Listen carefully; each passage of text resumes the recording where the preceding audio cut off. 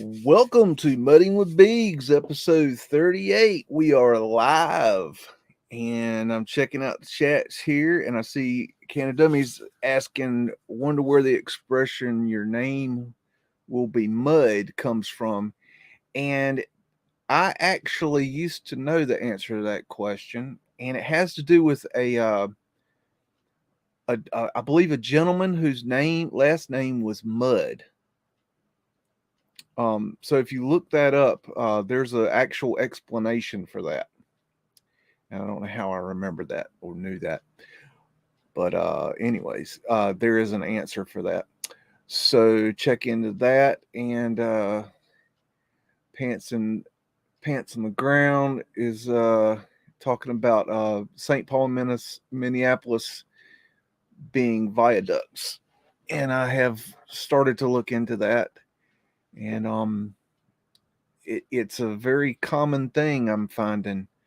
So what we really need is people to get under the viaducts and get more information, because the information is not readily available.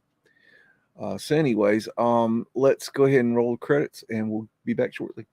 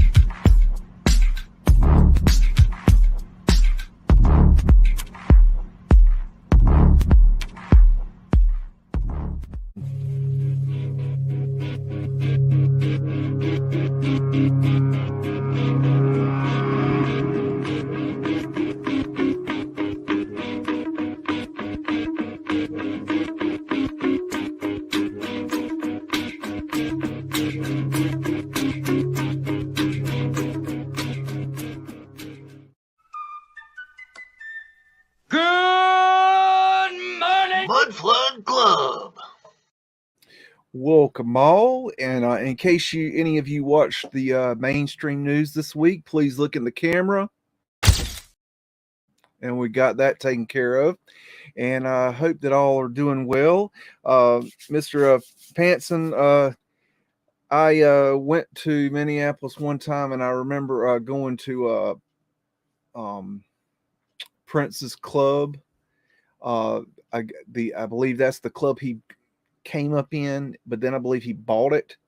And also went to a nice dinner at a restaurant that had these beautiful hand blown glass chandeliers that were really, really pretty. I don't know if that was in the 90s. I doubt that place is still there. This week on the farm, we got some new piggies. I thought I'd share them with you. All right, action. Action, everybody. Squeal for me, piggies. Squeal for me, Mr. Piggy. Hey, little piggy pig. Hey, little pig. Hey, little pig. Hey, little pig. You're so cute and adorable and furry. Yes, you are. You're cute and adorable and furry. Yes, you are. Hey, you get a better look at you. Oh, yes, you're cute and good.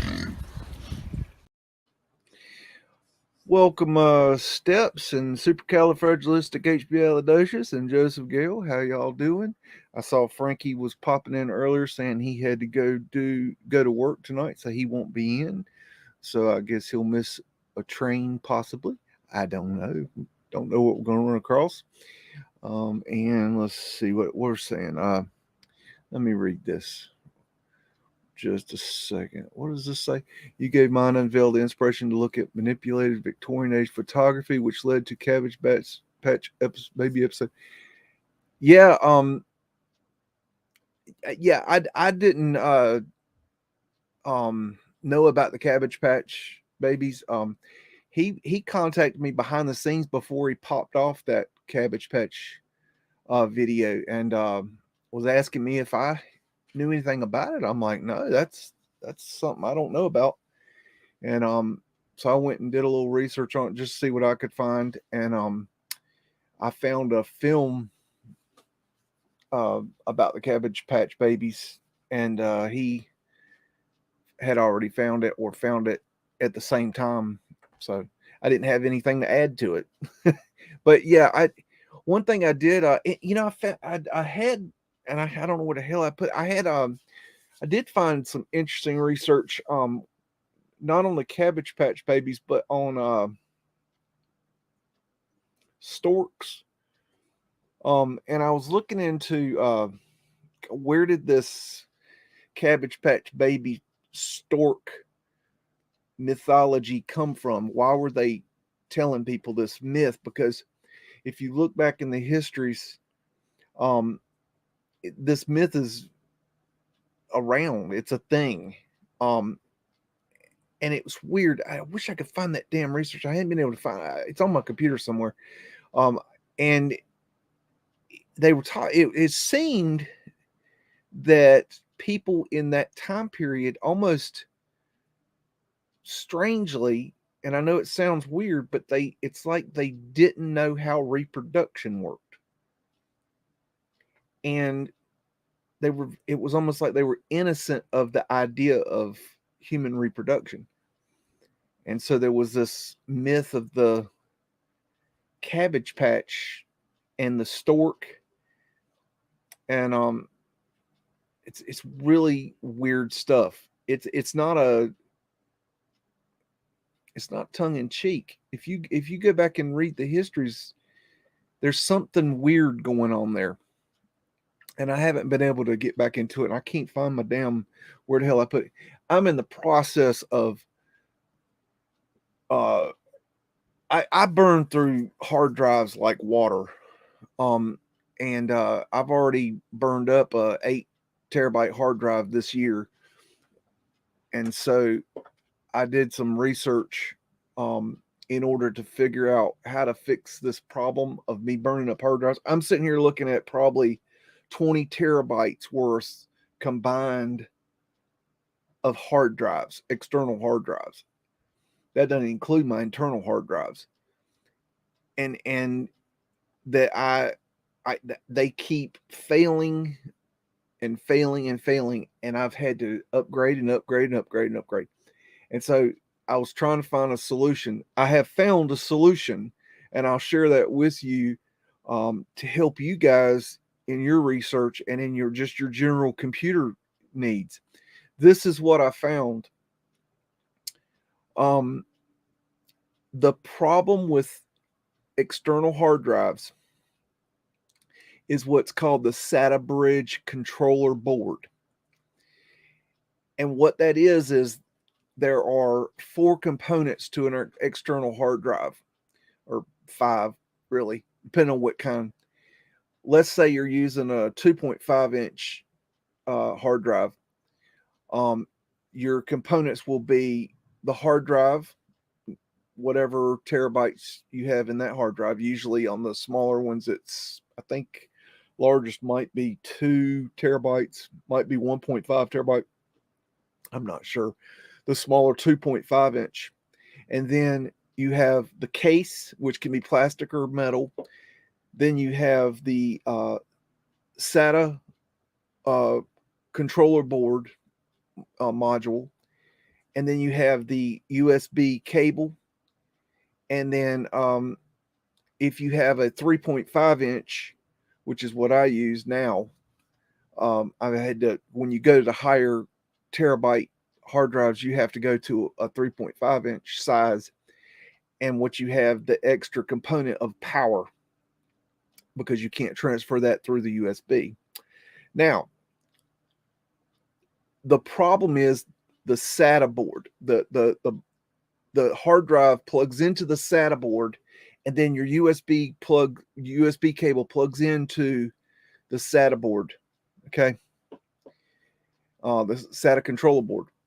That's SATA. And what happens is when you have a hard drive failure, 75 to 80% of the time, it's not the hard drive that's failed. Although a hard drive can fail, or hard drives will fail, and eventually all hard drives will fail because of the way they operate.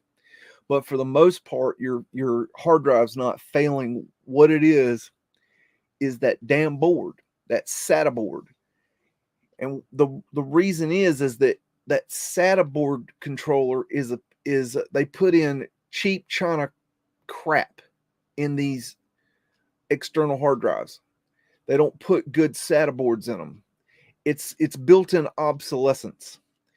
So it's a failure point. And what the SATA board does is it takes the pin configuration of a hard drive and converts it to USB. And then so you can spit it out to your computer. So that board is what's failing. Now you can buy new SATA boards, but they're shitty. Okay, you can also go to the store and buy an external hard drive case with a new SATA board in it, a case and a SATA board. The problem is that it's that cheap SATA board. So here's the solution. Write this down, okay? Learn from me. The solution is to do what's called going naked, okay? I'm going to get dirty, okay? What it is you buy internal hard drives, okay? And what I bought was what's called a Western Digital Black server grade 4 terabyte internal SATA hard drive, okay? And I'm gonna have to get another one, but I grabbed one to test it out, see if it works for me. And then you get what's called a hard drive dock. And a hard drive dock, like the one I got, was about $40. And you can plug two of these bad boys in. You can plug in two 3.5-inch hard drives, or two 2.5-inch hard drives, or a 3.5-inch hard drive and a 2.5-inch hard drive. And inside this hard drive dock has a quality SATA board controller. Okay. And so it eliminates that crappy SATA controller board. Okay. And then you plug that hard drive into your computer with your USB. It spits out OSB. You can also plug in two hard drives into the hard drive dock, and you can hit a button and it'll copy one to the other, and you can make a clone of your hard drive. So this is the solution. Now, I chose the Western Digital Black server grade hard drives because they're the best you can get. Okay. And all the Western Digital, all the other colors, the consumer grades, are crap. But the Western Digital Black server grade hard drive. And so if you're having a problem with your external hard drive out there, this is the solution.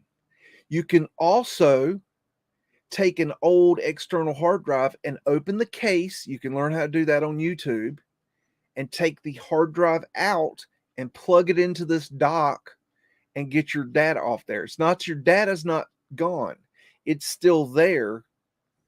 More than likely, it's still there unless the hard drive's gone bad. But more 75 to 80% of the time, it's not the hard drive, it's the SATA board. And you can plug that hard drive into this hard drive dock and you can get your data back. So there's a helpful solution for you. I just thought I'd share. Not that you care, but if you did care, if you found it interesting, great. If you didn't, I don't know what to tell you. I told you anyways. So there we got that much. So there's that. This motherfucker don't miss. No, he's fucking good. That motherfucker don't miss, man. He's good. In the heat of battle, he don't miss. No. In the heat of controversy, he don't miss. No. So let's go ahead and get into it and look at some pictures and see what we can find. And I hope everybody's doing well. I see Oz Beast is joining us tonight. How you doing, Oz? What's going on? And hello, Masonic Q. What's going on? How are you today? Okay, so we got the Patent Building in Washington, D.C. between 1900 and 1906. And let me just make sure we're full screen. Yeah, we are. Okay. And we got old ether light here. Looks like this image has been vanilla skied. And that is very creepy right there. That is strange looking. Got some of that old wrought iron. They got rid of all this stuff during the World Wars, saying they needed it for. Hey, Elsie King, how you doing? What's going on, Lucas? They got rid of all this wrought iron, saying they needed it for the war effort. But I think that this is technology, and that they wanted to just get rid of it. So that's just an opinion. Let's see what we can find here. Yeah, I think this has definitely been vanilla skied.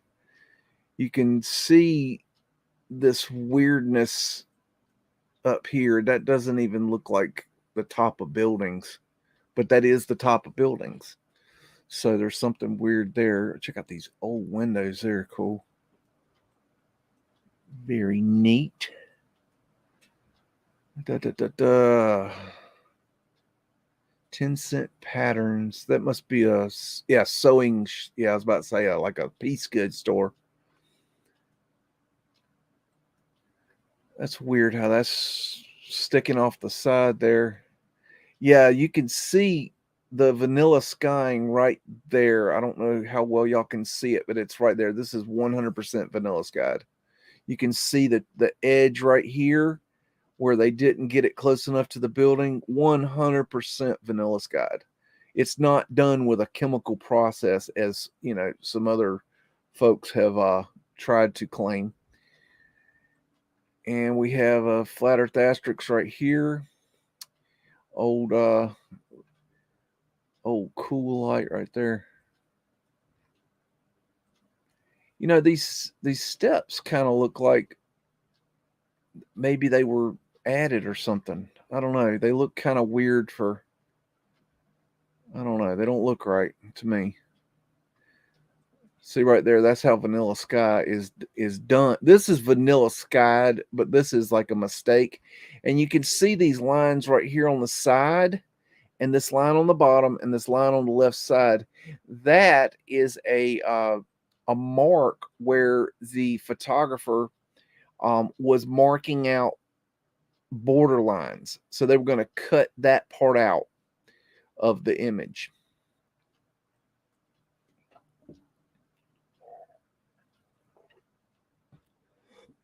Excuse me. You can see the vanilla sky right there. All righty. Excuse me. We got Peace Group. Not sure what that means. Soldiers and Sailors Monument, Columbia and Columbia Club in Indianapolis, Indiana, 1906.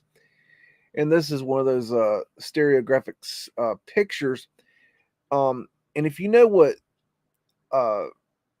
3D eye is, mind's eye, it's where those pictures where you cross your eyes, you take your eyes out of focus. If you look at these two images with your eyes crossed and out of focus, they will create a 3D-ish image. So that's just a trick you can try. Some people have a lot of trouble doing it though, so don't feel bad if you can't. I have a great book on how to do it. I think it's called 3D Eye or Magic Eye. If you'll type Magic Eye, search Magic Eye, you'll find how-tos. Yeah, the Magic Eye book's really cool. I've got probably the original Magic Eye book. I don't know how in the world I got it, but they were really popular back in the 90s or 80s, something. No, 90s. Anyways, got portholes here, scrub cartouches. I ran across an excellent film today. I don't know if I'll be able to use it, but I'm gonna see if I can use it. Of cartouches with swastikas on them, and they're being scrubbed. They're literally in the process of scrubbing the cartouches. So I've got actual film of cartouches being scrubbed now. So that'll be cool. I'll figure out a way to put it out. Got a eagle on a ball. Sometimes it's tricky to get these things out. Check out that water fountain. I don't know if I'm gonna be drinking from that, but it's just me. And I think these are all horseshit narratives here. Looks like Oz found a tutorial on how to do the Magic Eye. It's really cool if you could figure out how to do it.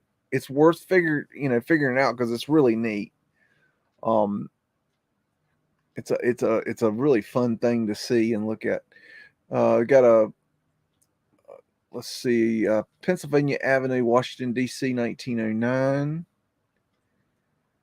And these panoramic shots are not going to be as high resolution, but they give you a nice idea of the area. Got portholes up here, ether antenna up there. Hello, Cosmic Wrench. How you doing? Got a wind catcher up here. Got ether antenna there. Got Fred right here. Fred's the horse to build America. Let's see. Got a nice big old obelisk for you. Alrighty. And I'll get these pictures, the link to these pictures in the description as soon as possible. It's taken me a little extra time recently to get the pictures uploaded because of the way that I downloaded these. I downloaded the wrong TIFF file for these. So we're looking at one size, and there's a size under this that I can actually upload. I can't actually upload these because it takes up humongous amounts of space. And for some reason, the images are the same quality in the lower resolution, which makes zero sense, but it is what it is. This is a Pennsylvania building, Washington, D.C., between 1908 and 1910. And you can see the cropping right here on the edges that the photographer has done. Got a nice, pretty awning right here.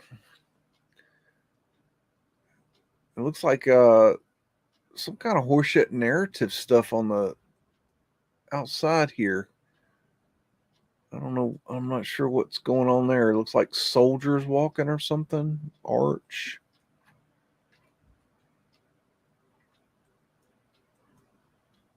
Got a what? No, I don't know what that is. Let's see.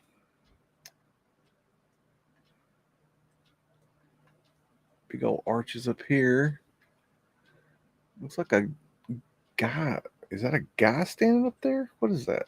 It's a statue. I don't know. I think it's a guy. You got some kind of funky looking. It's like a ram's head up there.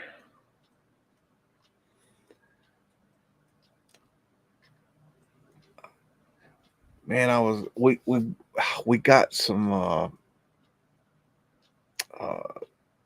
pulled out of this old building, some old elevator, the mechanicals for the elevator, the electric mechanicals. I don't know how to I don't even know what I'm looking at. I took video of it. I don't. These things are older.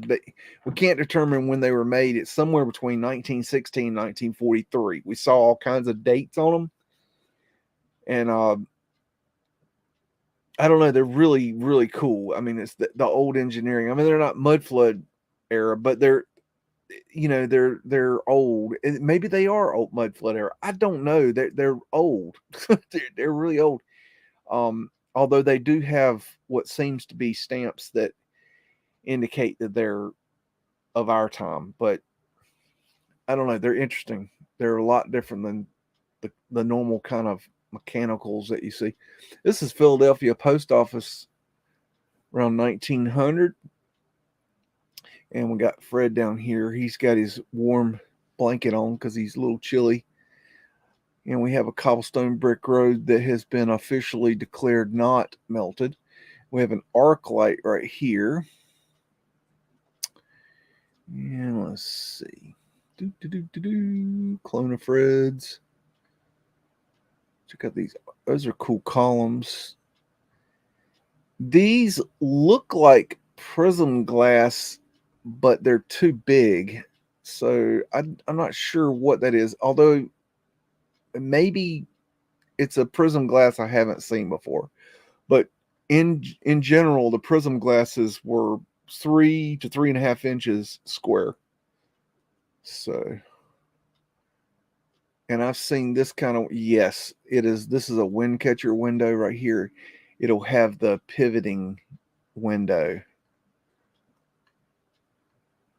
These look right here more like prism glass. So that's a crazy looking building. Stoneball Finial, 1881, the record. That's a newspaper. I remember reading about that somewhere. Portholes up here.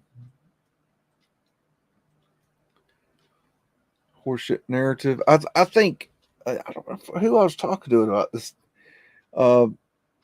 I know we were talking about in our research group we're talking about Ben Franklin and then these characters like George Washington. My thinking is that these characters are old world and we wrote new narratives based on old characters. It's my thinking. We got some kind of mud flood action right here behind here on the front edge here. Can't really see down in there, but you can definitely see mud flood windows right here. Here's some more of that ironwork that they would have melted down during the war to get rid of. There's Boss Man right there in case you need his ass. And we have Taurus fields. Let's see. What else? And we have portholes, scrubbed cartouches. Let's see. Got an American flag on a old ether antenna.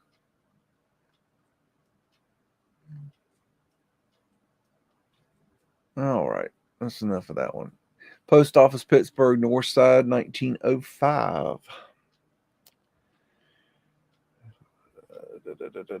Do you think the last reset was post the Carrington event? I would start off with the statement that I used to think there was a Carrington event, and now I'm veering away from that. So I would start there. Post Office, Pittsburgh. Okay, I already read that. Y'all don't need to know that. Y'all don't care. It's there anyways. You see it. It's there. We got women in uniform, ladies in uniform. Excuse me. Oh, look at the little ladies in uniform. And we got little fella in uniform. And we got a mysterious call box here that we can call Batman with. And we have a beautiful awning that is the best awning I have found to date. And that is a flat earth asterisk right there. You have your horizontal representing the flat earth. You have your vertical representing the north and south pole. And you have the X representing the torus field. That is my opinion. And we have a torus field here in case you need one of those. Pyramid symbology, architectural urn. Got arched windows up here. More architectural urns up there. These are techie looking. I would say they are something to do with the energy system. Looks like a Phoenician shell thing. Got a windcatcher cupola here. Phoenician shell. Ether finial. And this is interesting. This picture isn't good enough, but these round circles here on this dome is interesting because I have catalogs that show where they were making domes with pavement light. Now I have not found one, but I do have catalogs of them, which makes me wonder, why do they have it in a catalog if they never made it? I've never actually really found one, but that doesn't mean it doesn't exist. More arched windows. These arched windows, you can just write those off as old world. I mean, just go ahead and do that. Got some Mudflood window action here. There's another one over here in case you're, into that. And then we got a cobblestone brick road that's officially been declared not melted. And we have Post Office Pittsburgh in 1904. And I don't know where the mail slot is. We'll have to find that.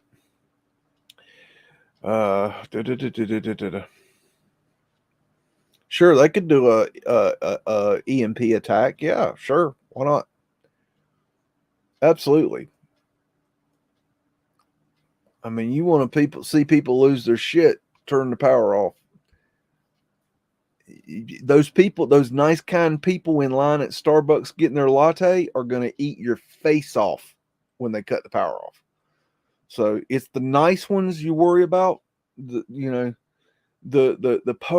po folk, they're going to be all right because they're used to being po. Okay, but those people that have been used to having silver spoons up their ass, well, they're going to be the ones that are going to be gnawing your cheeks off because they're wanting a latte. So watch out for them folk. I've got a arc light there. Got a cobblestone brick road that's not balloon rocked or melted. Just letting that be known. Got some kind of big ass piping here. Interesting. Got a ghost person right here. Some more ghosty people here. Got some stone facades. Check out that dragon looking thing. Damn. I wish that wasn't so negative, got messed up there. Yep. They will in 3 days they'll steal and to get food, and in 7 days they'll kill you. And let's see, got Mudflood windows there. They probably added these stairs. Got some kind of ether lights here. Got an outcrop door here that we added here and here. There's probably another one over here. We got a ladder for Douglas. We got a dude hiding back here doing a drug deal. We got Mudflood windows. Possible pavement light right there. Can't really confirm. It's either pavement light or it's grates. Either one. The grates came before the pavement light. Got dudes in the holes. Got some pretty awnings. Got some Phoenician heads. We like those.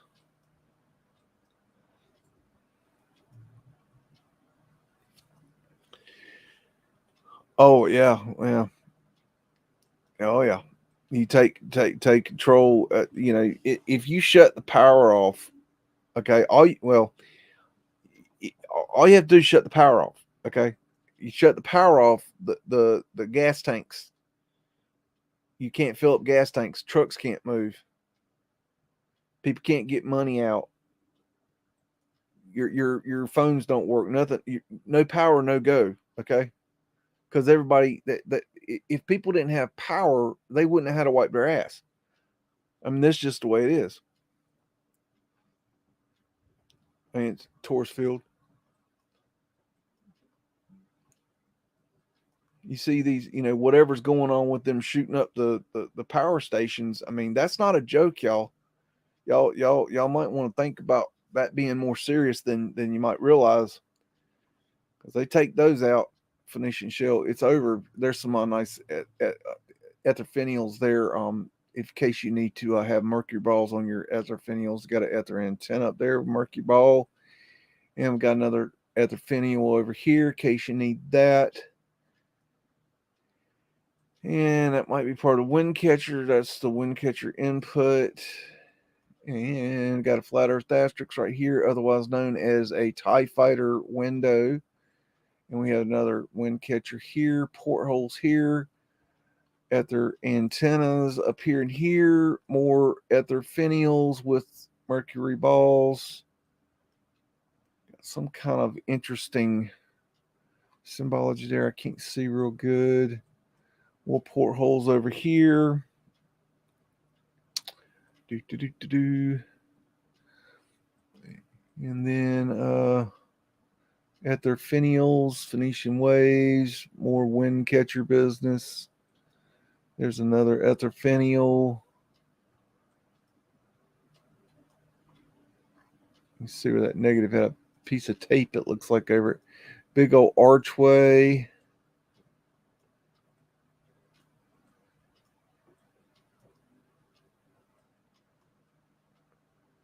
Some sort of interesting ticky looking business there.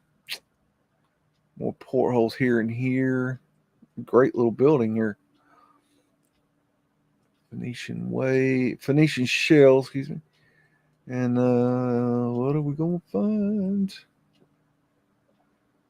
Those lights are cool. Okay, so there's two of these. Those are really neat. I don't know if I've seen that style. And this right here, I don't know. No, I don't know. Look like it might be pavement light, but I'm thinking no now. Okay. This is post office in Scranton, Pennsylvania. PA 1890-1901. Let's see. Got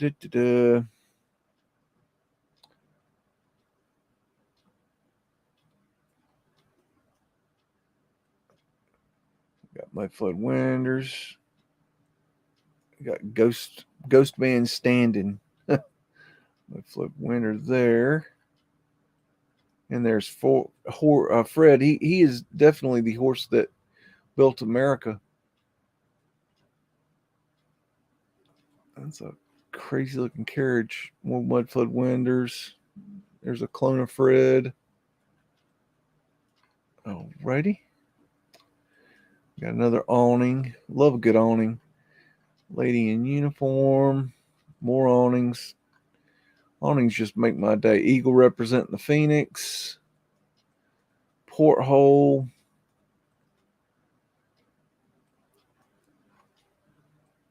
At their antenna.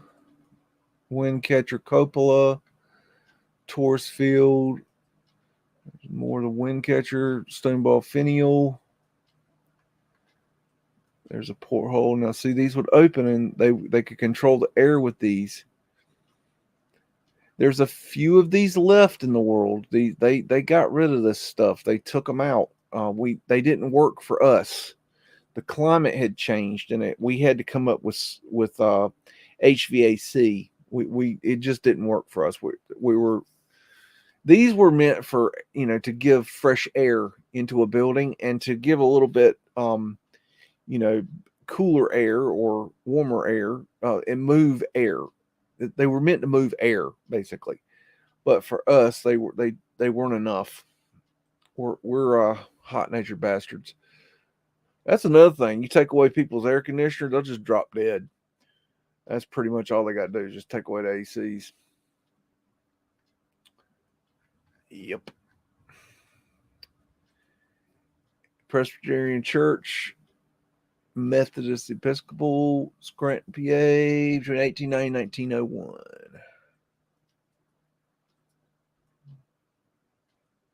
And you can see the mud piled up around the building here. Arches. It's nice stone facading. Got Mudflood windows over here.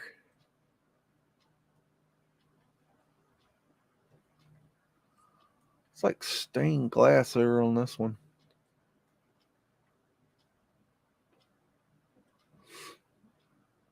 Window must open or something. Look at that weird little notch right there. That's kind of odd.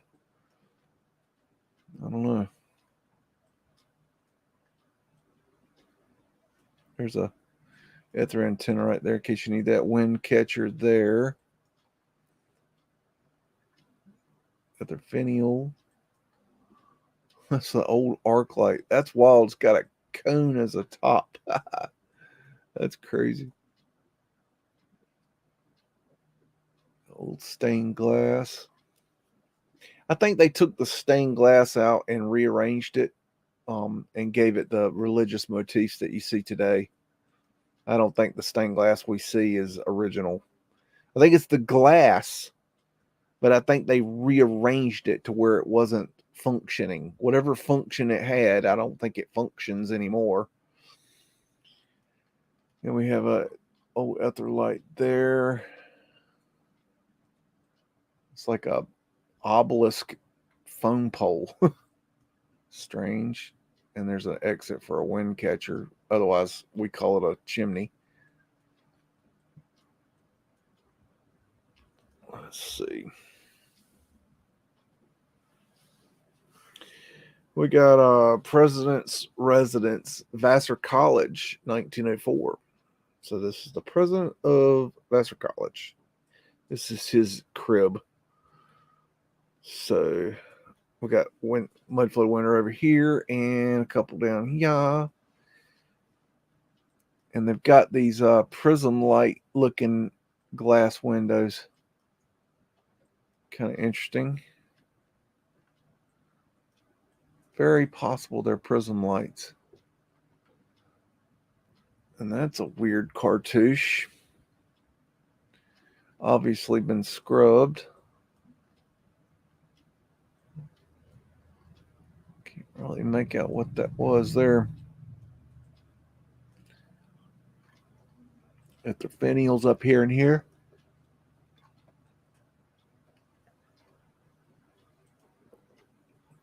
We got Public Library in Indianapolis, Indiana between 1900 and 1906. Let's see.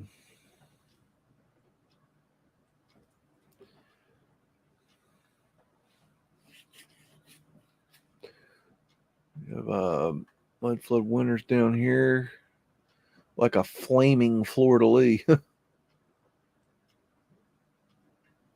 Kind of got the squatting man look to it there. That's a weird facade. Little electric car. Some sort of drop-in right here. You see the railing for it.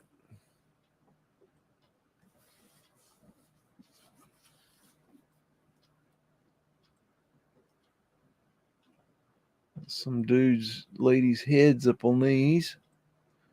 Kind of odd. You can see, all these buildings are brick and then they facade them. Got the Phoenician shell doodad there. Some sort of something. I don't know what that is. Got an ether antenna there.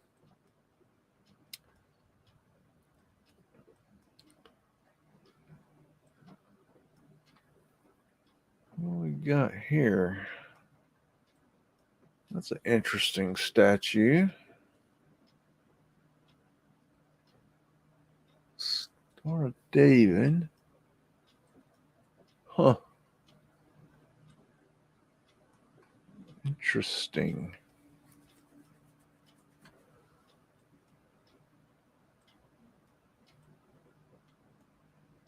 Let's see, there's your wind catcher windows. Torus fields. Wow, look at that. That's hella fancy right there.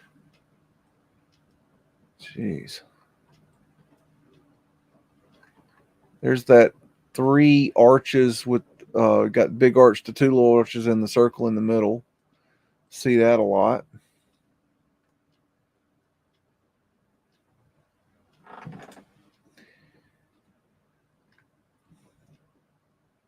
You know, so something I see a lot back then, and you don't really see it a lot now. Is that back in the old days, you a lot of times they would have signs on the grass that say "keep off grass," and you don't really see that a lot anymore. And it makes me wonder, why do they always want you to stay off their grass? Because I mean, everybody likes to walk in grass.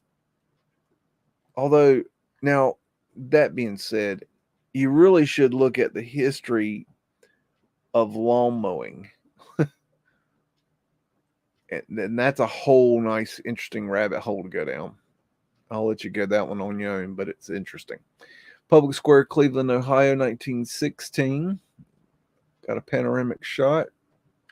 And just so you know, everything you're looking at here is a viaduct. All of it.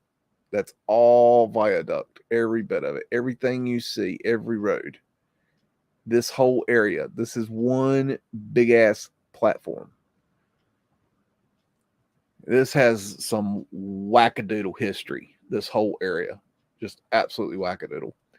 Got a nice underground here. Arch. Underground's on the side. Got Fred building America. That's what he does. That's what he does.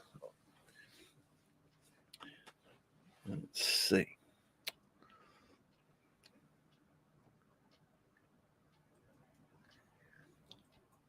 I think that this building is gone now, if I remember correctly. I'm going from memory. I think this one's been destroyed. I think this one may still be there, and I know that this church is still there. They've made some changes in this area. And supposedly, now this is really interesting, is that when they at one point they made a drawing of a very large building in the center of this square that is absolutely what we call a Tartarian style building. I mean, it looked like a Capitol building kind of thing. It was huge. And it has this, if you go look at the picture, it's just really kind of odd. It kind of really makes me wonder if that building was actually on this property at one time. I have no proof for that, but I have speculated that in my own mind, in my own thinking. But you do your own thinking. Don't believe a damn thing I say. Go do your own damn thinking. Because ain't nobody can think for you. That's for sure. And you damn sure can't follow somebody else. You got to do your own thinking. This building has a very Moorish look to it. And the Moors were in America prior to us coming. When we got here, they were already here. Just so you know.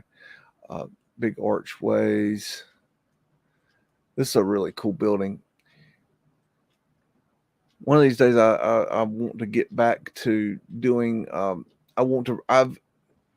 made a video early on in my YouTube career, as they would say, about Cleveland.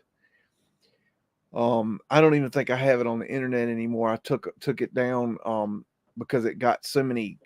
It had so many problems with the copyrights on it because the music that I used, and I just got tired of pulling it down. But it had just some really good pictures. But I know I could have gone. I went really far with it, but I know I could go a lot further. And originally it was a Christmas episode. I was trying to be, artsy fartsy and come up with a Christmas episode, which I thought was cool, but I was so new to YouTube that the people that were paying attention didn't get the joke. I thought it was clever, but I based it on the movie A Christmas Story. And if you know, in the movie A Christmas Story, they visit Higbee's department store in downtown Cleveland, and which was over here to the right, or it was over here to the right. You can't see it in this picture, but it was on this square. And in the movie, they went to Higbee's, and so I based a video on that. It was pretty long. I don't remember how long. It was a couple hours long. And I showed a shit ton of Mudflood in Cleveland, but I know I can go a lot further because I literally collected so much data I gave up, because it was never going to get done before Christmas if I didn't give up. And so I just went with what I had, and what I had was a lot. Got eagles represent the phoenix, and this right here, it all has Mudflood underground right here, and there's a driveway that goes down into the ground right here on the side. Well, like I said, this whole thing is a viaduct, just so you know. And there's a lot of history on the Cleveland underground.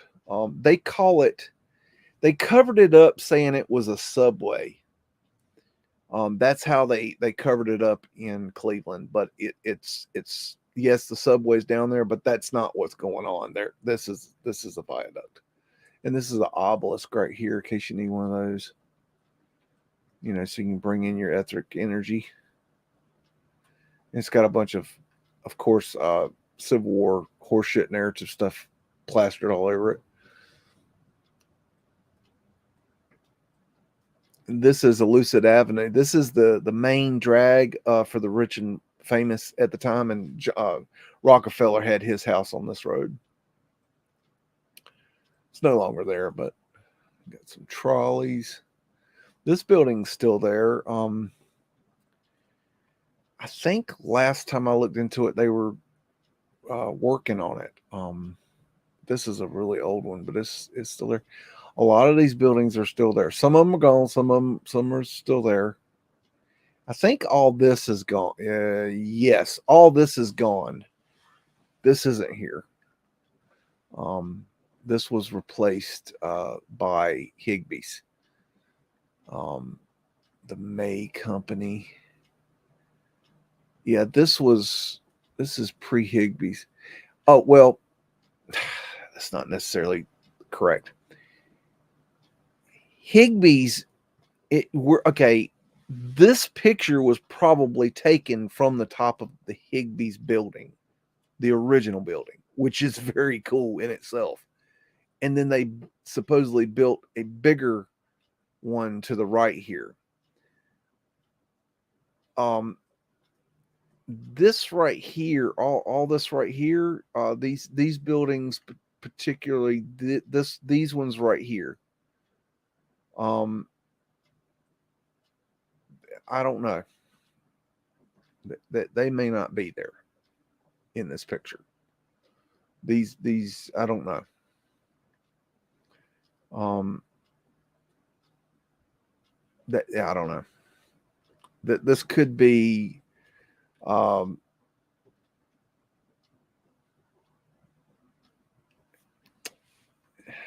there's some hanky panky going on in Cleveland. That's about all I can say.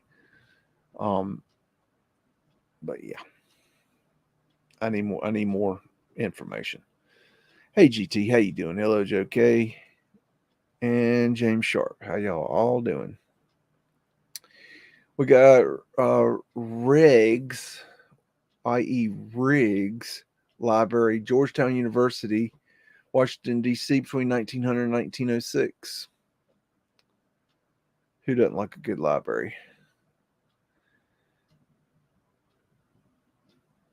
That's interesting. Very Masonic looking right there.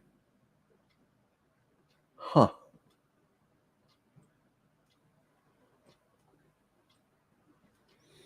These old libraries are a trip. This is your internet at the time.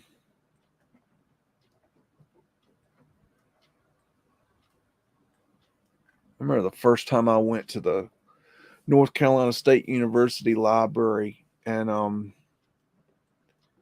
man, you could get lost up in there.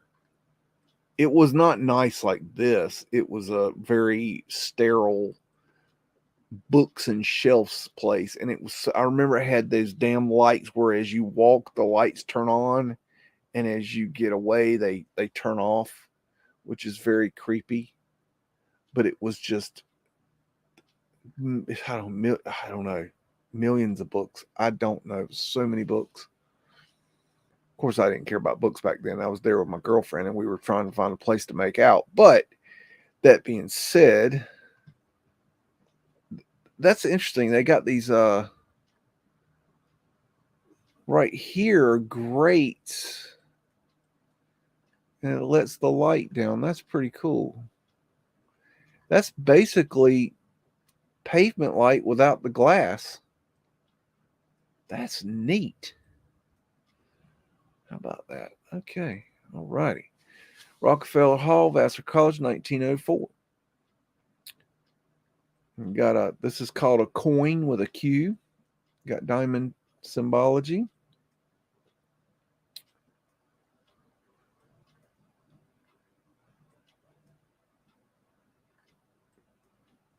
There's an unscrubbed cartouche with a V and a C on it.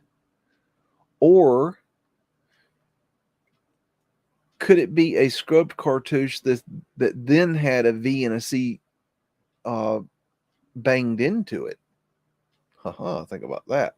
Stoneball finial. Ether finial.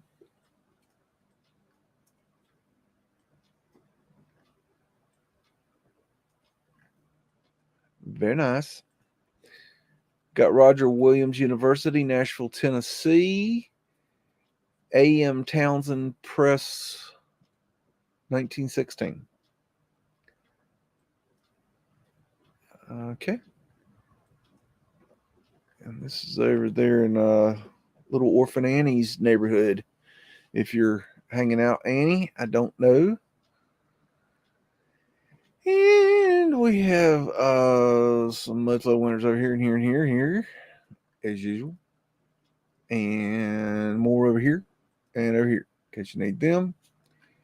And like I said, these aren't as high resolution, but they're still cool.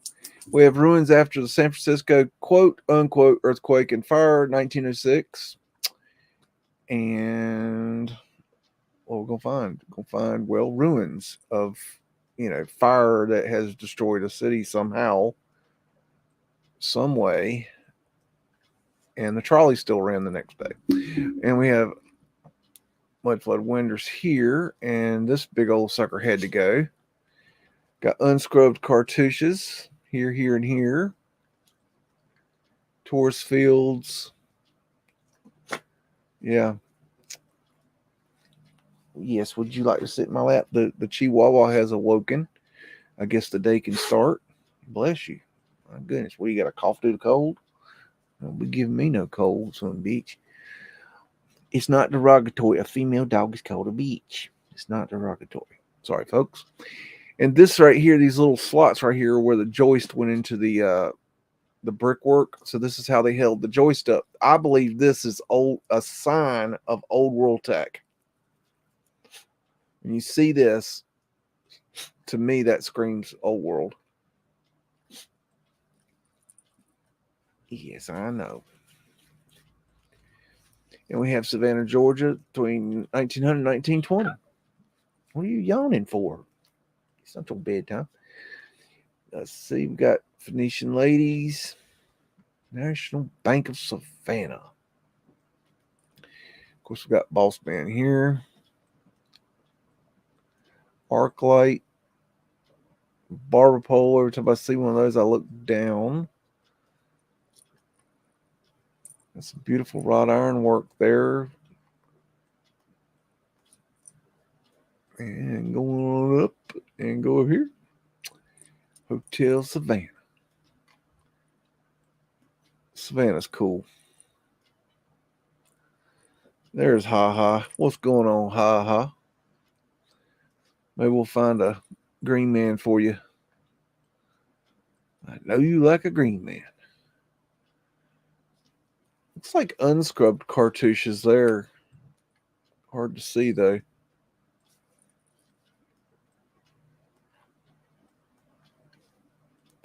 Torus fields, Phoenician shells up on top.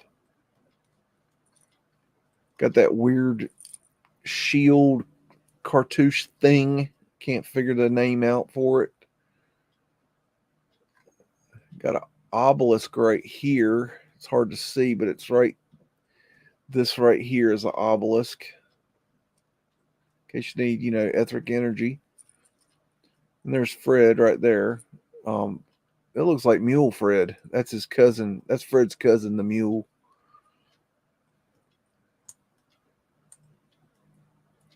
Okay, dokie. We've got baths. And these baths are usually downstairs, which is kind of interesting. Diamond symbology right there. All right. And we got, whoa, Schermerhorn Hall. Probably butchered that. Columbia College, New York, 1900. Yep, Jack the Jackass. Got herringbone cobblestone brick road that's not melted. And we got Mudflood windows. You just love running that bell, don't you, boy? This is a coin. Porthole.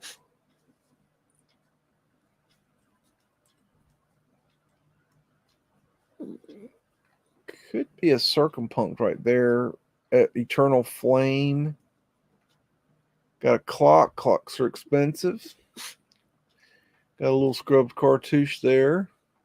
In case you need one of them. That's that Schermerhorn. Okay. For the advancement of natural science. I can't read the rest of it. Sorry. La-di-da-di-da. Let's see. Okay. This is another one of the same building with a different angle. Got boater hats. That's an interesting rabbit hole to go down. Search the history of boater hats. Cornerstone bullshit. Okay, we just popped that into place. And this dude's just...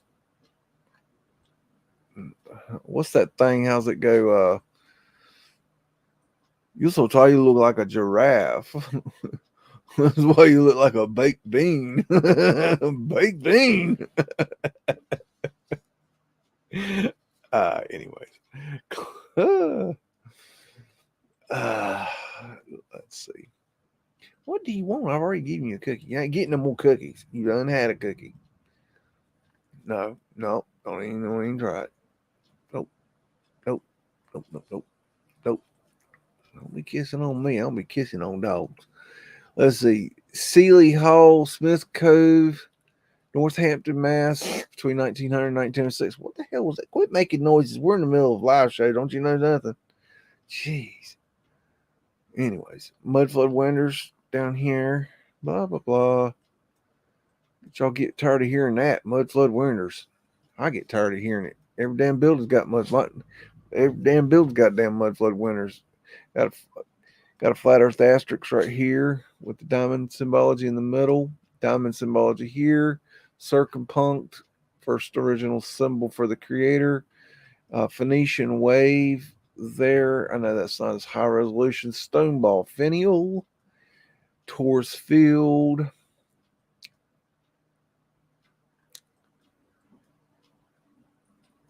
Got a wind catcher cupola. Ether finial.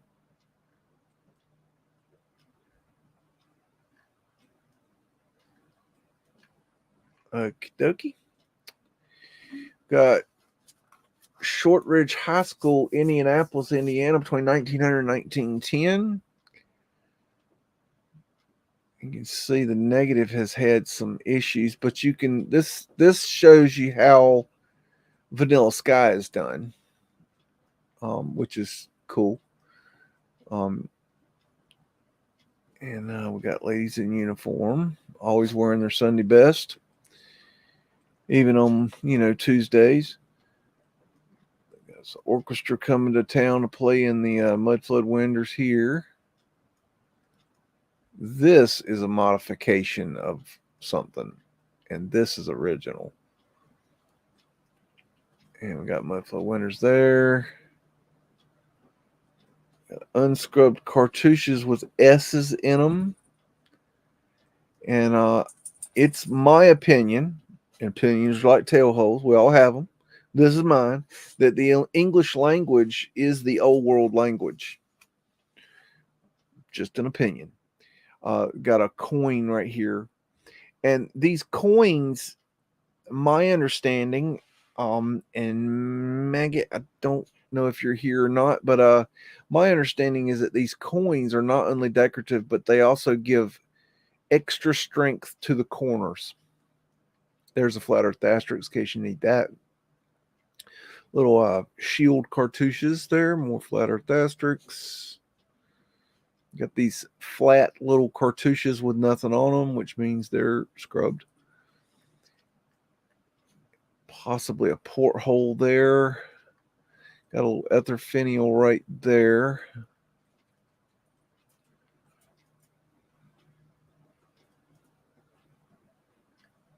And there's another ether finial right there. And we got Smithsonian Institution, Washington, D.C. between 1900 and 1906. And we got a gas light. It's probably been modified. Got Mudflood Winders. You got Fred right here. Hard to see, but he's there. Got Boss Man taking lunch. Mudflood Winders there.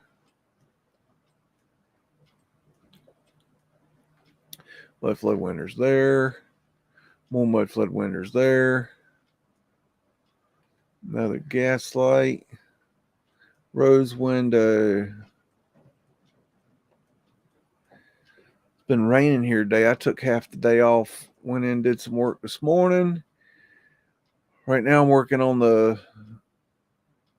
I've got three main projects. I got the chicken coops, which are I haven't really been able to work on them for several weeks. And then I've got main ones I'm working on, a hog pen and the vegetable garden hoop house. And I'm very close to getting my hoop house up. I've got to do some work to the top. I got to install a screen door. I got a metal one section because we're going to put a wood heater system in it for winter time. And I've got to put the plastic over top. I'm waiting on my wiggle wire for the sides. And then we've got some work to do to the beds. But then my vegetable garden will be up and going, and it's 60 feet by 24 feet. So it's a nice big one. And we've got 3 beds, 4 foot wide by 60 foot long. So it'll be a nice little vegetable garden. And we've already got the seeds in the sprouting room, and they are all sprouted. We got the plants are going to be ready to go. And the hog pen I'm working on is just absolute shambles of a mud pit right now. So we cannot get into this. We can't even get in there. It's just absolutely a mess. Because it's been raining here off and on. And this area that we're building in is underneath it runs an underground spring. And so anytime it rains, it's just forget about it. So my hog pen job is on hold for it to dry up a little bit. And this is another Smithsonian Institute, Washington, D.C., 1903, in case you care. Mudflood Winders down here with arches. Very cool. The other finial up there. I mean, anywhere else, this would be a church. No doubt in my mind. Diamond symbology. That that looks like something was taken off top of it. So does that. That don't look right. But what do I know? Looks like something was taken off top of that too. Portholes there.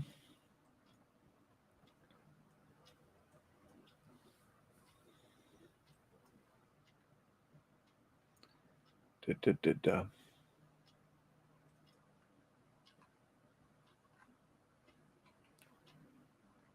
something going on right there. I don't know. Some kind of lines coming off of it. And this is our handiwork right here. We made that. But I imagine you already knew that. South Broad Street from City Hall, Philadelphia, PA, 1900-1910.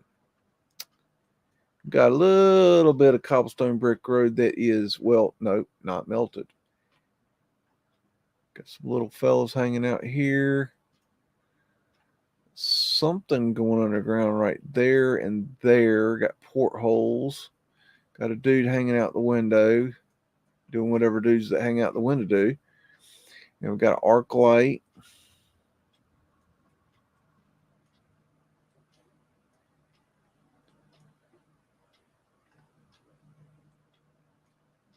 Some techie looking bits there. Check that thing out. It goes all the way up here. Now, is that not techie looking? What kind of etheric energy is that pulling?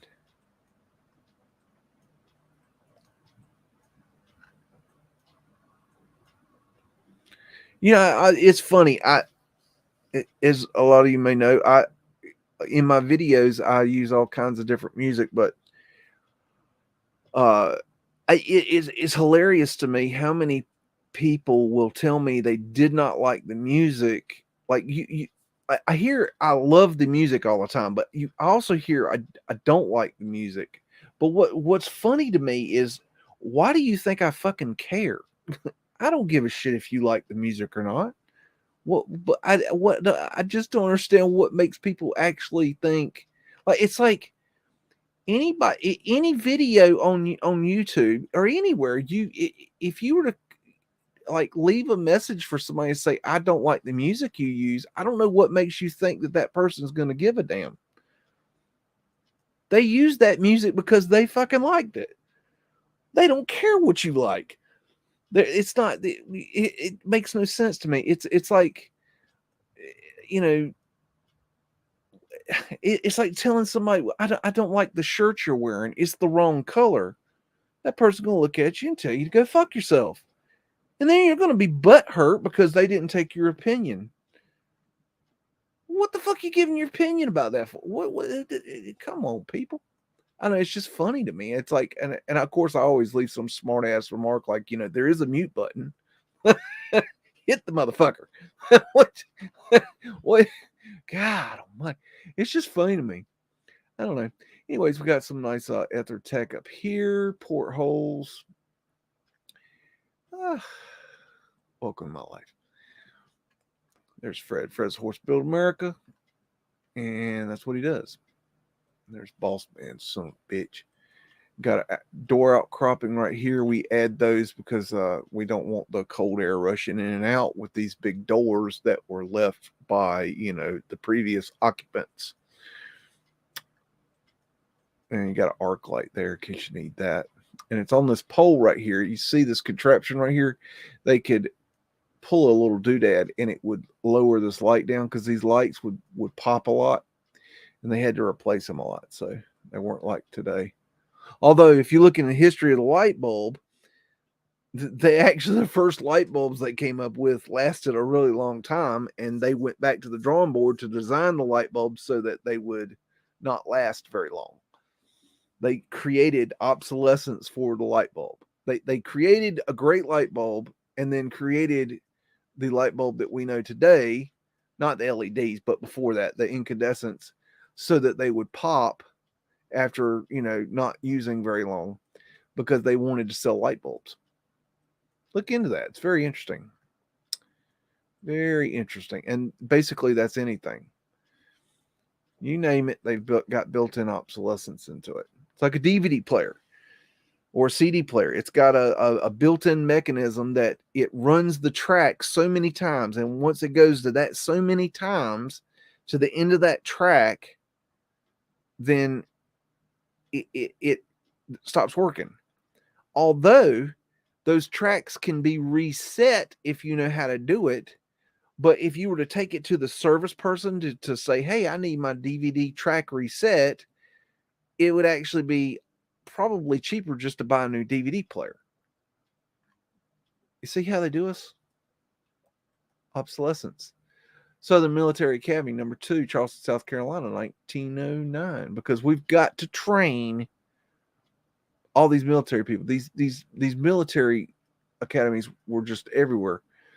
Of course, they need obelisks too, to get their etheric energy, and or give horseshit narratives. And basically, we've got wind catchers and big ass, amazing buildings and big old spires on our healing centers and just massive castle looking son of bitches here. And I mean, just wow. Not the best resolution, but still cool.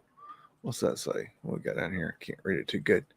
These panoramic shots are not the best quality. It's just neat though. Anyways, Southwick Hall Textile School, Lowell, Massachusetts, 1908. And we got Cobblestone Brick Road, which is not melted. Damn. One of these days I'm gonna find it. I will find it. You behaving yourself, Oz Beast. And see, I thought Oz got kidnapped. He fell off the radar. He back now, but let's see. Hello, JRG. And da big arches. La di da di da. Did y'all see this thing? Somebody was posted in our research group today about I think it was Campbell. Hold on. Well, no, wait a minute. I can't go to it right now without killing this over. I think it was Campbell posted this. It was some kind of video. I didn't get to watch it but once. I have to go back and check a look at this. And it came from TikTok, which always sets my suspicion level up. But it was interesting about this lady, this ether antenna.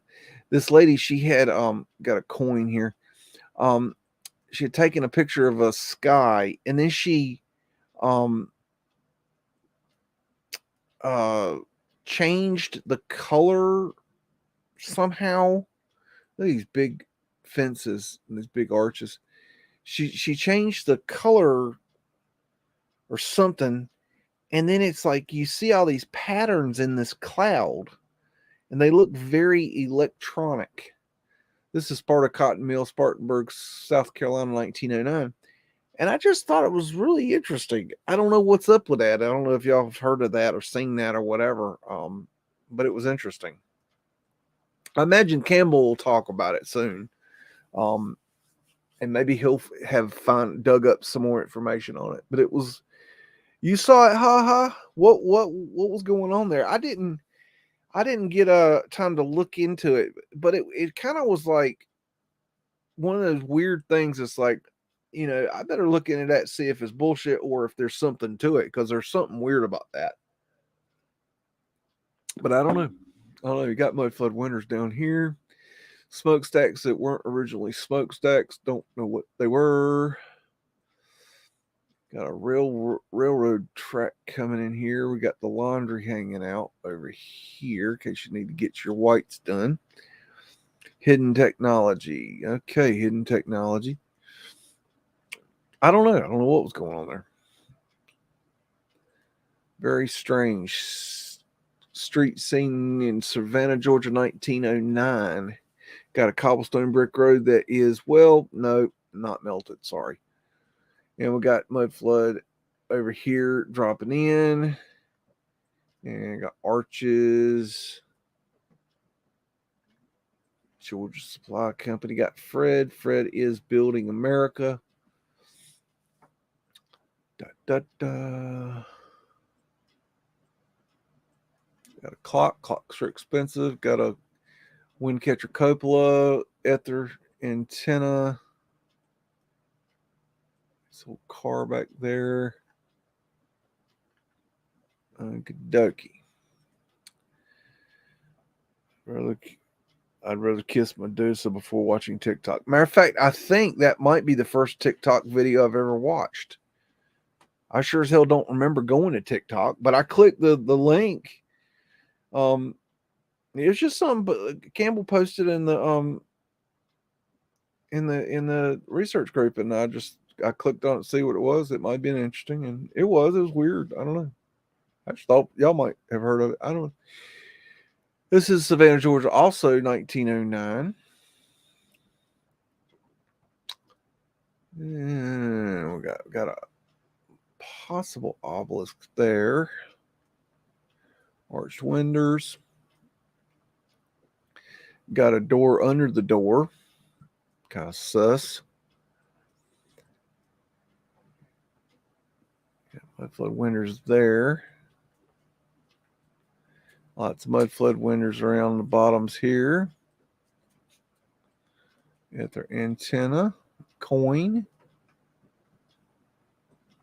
Some sort of techie business there. Would you really kiss Medusa? Seriously. Have you really thought that through? Ha ha. It's Spartanburg, South Carolina, 1909. And there's Fred. Fred's, Build America. That's what he does. You got pyramid symbology there. At their finials. Arched windows. Big arches.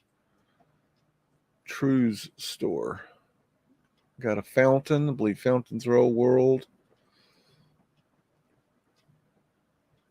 14 days clean out sale.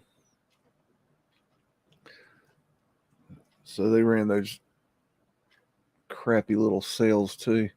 Got a ladder lean here for Douglas. See these doors, stairs right here. I believe these are additions. This is something we added to be able to get to the upper floors. This was not original. This is they're trying to fix the problem of losing a ground level floor. This was originally, the second floor, third floor, whatever, and the stairs would have been internal, and so they had to modify it. They wanted to be able to have a store here and apartments up here or other stores or businesses up there. When you see these are red flag. I'm not explaining that very well, but I believe we added those.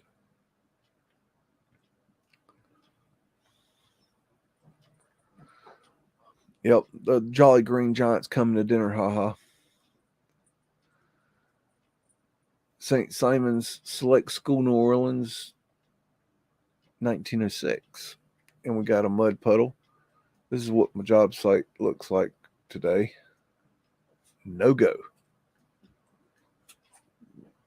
Got some, what if these are orphan kids?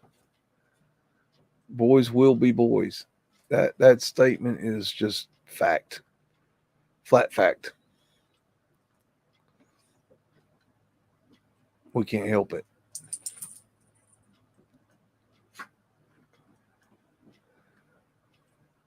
Clocks are expensive.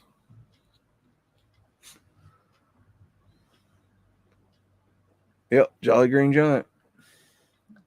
St. Vincent's Industrial School, Utica, New York, between 1900 and 1915, in case you need to go to school. And got a fountain. And got some Mudflood windows down there. And over here. And some more here. Probably some more there. Probably some more over there. And what else are we going to find? Those are cool arches. Little flower. Interesting. I imagine that is added right there. See how you got the arch right here, but it's a square window. So that's important to know. Big door. That's for the Jolly Green Giant. Mansard roof.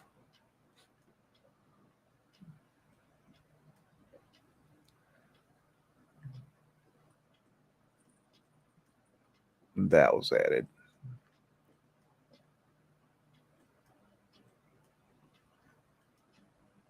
All this Christian stuff was added. All that. Wait, is this? Oh, okay, that's a double picture. Okay, ignore that one. Yeah, they had some kick-ass roofers, all right. They sure did. What's up, Sketches? Okay, Stairway from East Corridor Library of Congress, 1904. In case you need to go there and see your swastikas on the ground. Swastika's a very important symbol. Said it once, said it twice, said it 50,000 times. Eternal flame.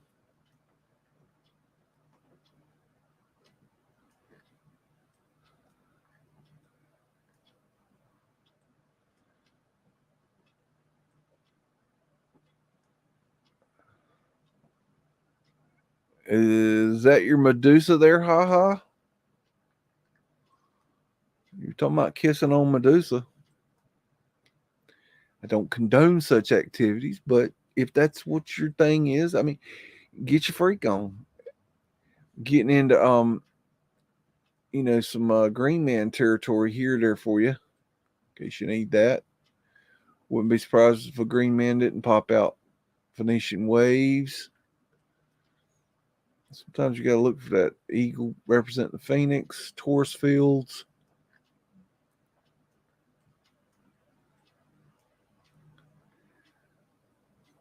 Got a white dove.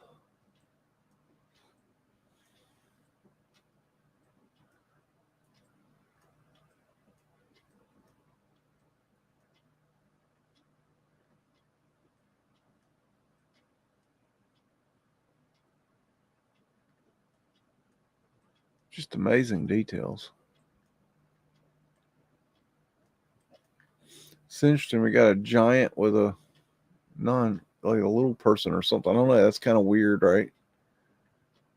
I don't know.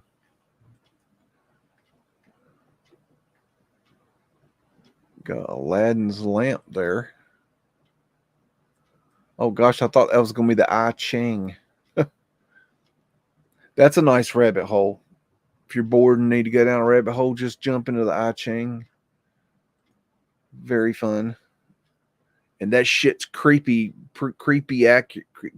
accurate. If you, look into that.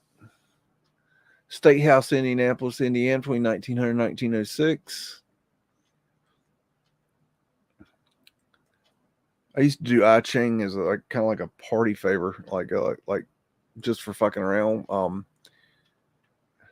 Not at actual parties, but just like a something to get people interested in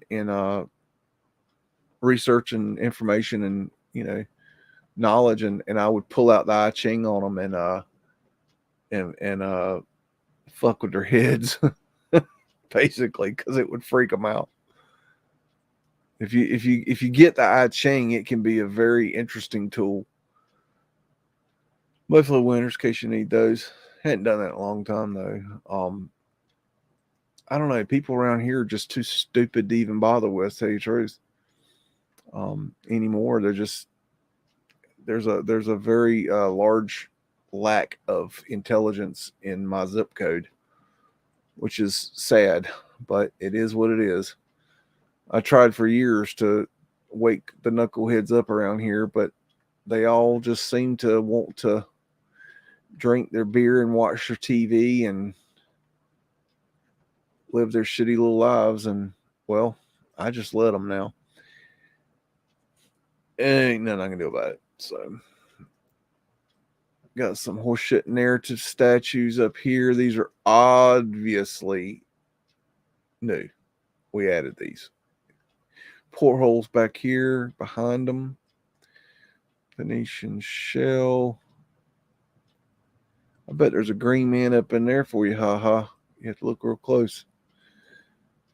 Eagle representing Phoenix. Venetian shells. Wind catcher up here. Portholes all the way across.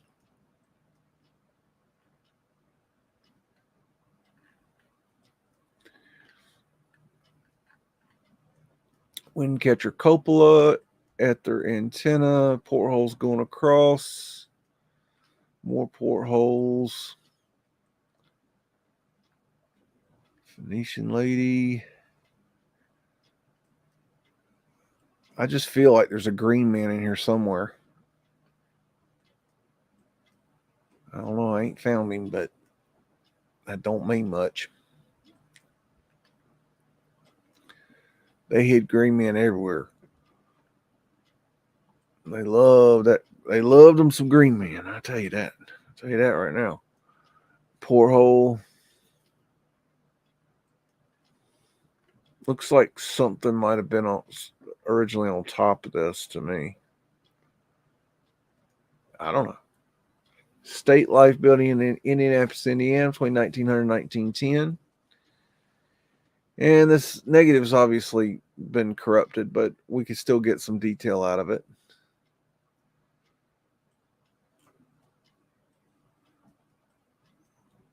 Creepy figurines in the doors. Got pavement light right there.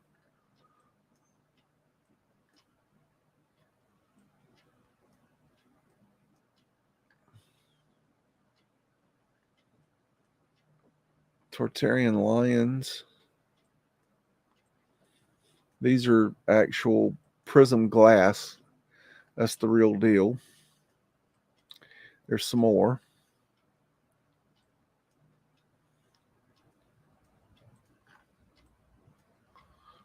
Venetian shell.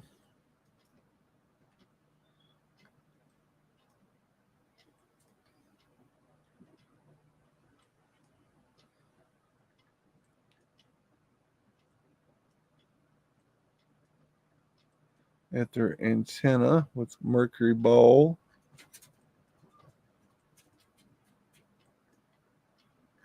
Okie dokie. Got the dripping fruit. Not sure what the dripping fruit meant, but it was very popular. It was definitely in vogue, as they say. At their antenna up there.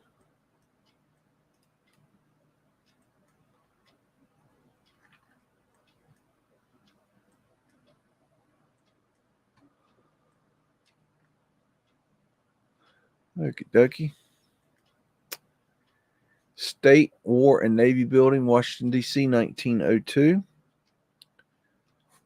Wah, wah, wah. And we got Cobblestone Brick Road that is, well, nope, not melted. And we have a group of battalion of ladies in uniform. Old at their lights, at their antenna, or at their lights. And this building's just crazy. Yeah, that if anything screams war, this building does. Phoenician shells at their fencing, at their antenna. I mean, does that not scream war? You know? Yeah, why not? Got cannons that aren't cannons. Don't know what the hell they were, but I don't think they shot balls. That's a time ball right there. Time ball. Check it out. See what you find.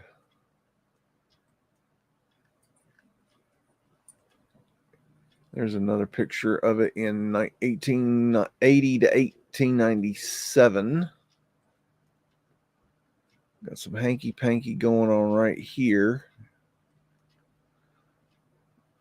Got their fencing up there.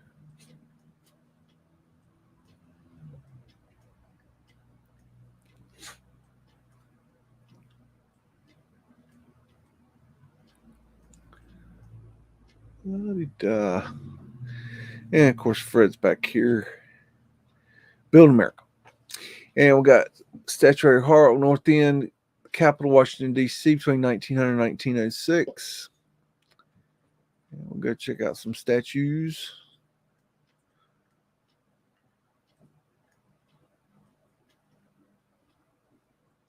That's interesting.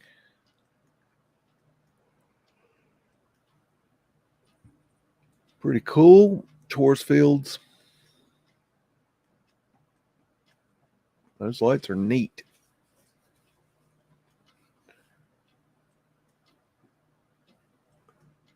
You got your eagle, got your serpent running up the pillar here. Uh-huh. Well, that's a unsettling photograph. You got an eagle about to start a fight. Statuary Hall, 1900, 1906. Reminds me of Masonic checkerboard. I think George Washington was a figure from the old world. Got your fasciste right here. And that's something I see him with a lot, is a fasciste. So I think that's very interesting. Very telling. We got random books just piled up here for whatever reason.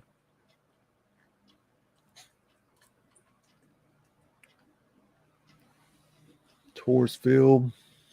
You really see the tourists right there. Flat Earth asterisks, and that's a wind catcher window.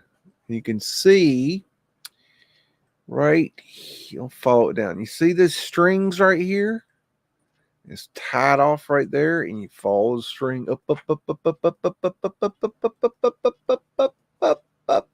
and that is to open and close this porthole window. So that's how it was used. How like them apples. Statuary Hall between 1900 and 1906.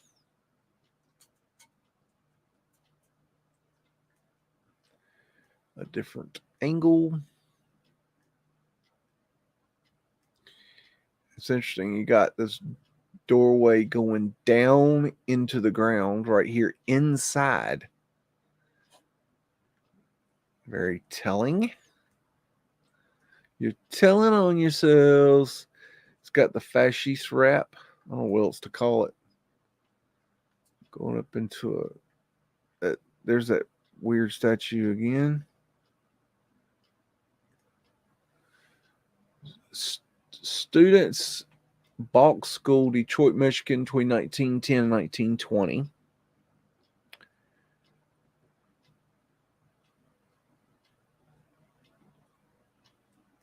And we got some children's.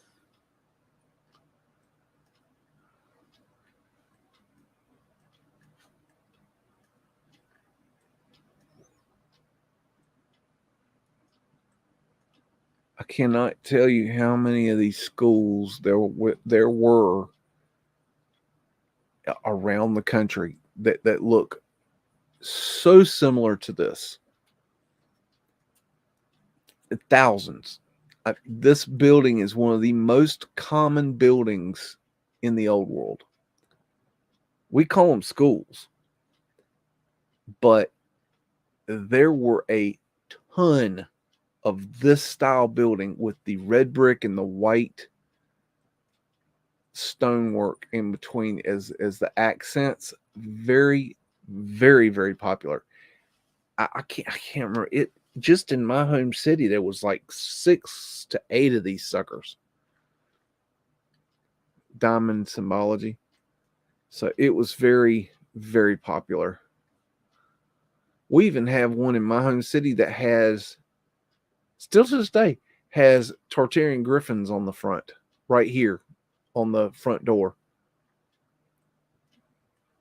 I'll show it one day. I'm working on it at their antenna. But very, very common style building. Got an underground entrance right here in case you need to go downwards. The base of the Soldiers and Sailors Monument, Indianapolis, Indiana, 1900-1910. You got an underground opening right here.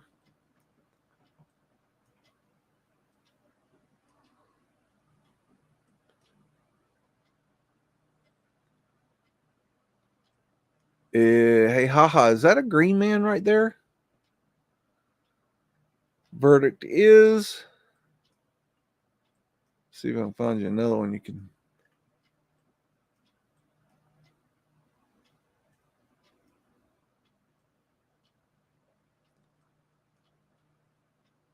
Mudflood windows, arc light. There's the back end of Fred right there. You can't see him, but he's there. He's all over the place. He's building America. Yes, you agree? Yep. Okay, so we have a confirmed green man right there.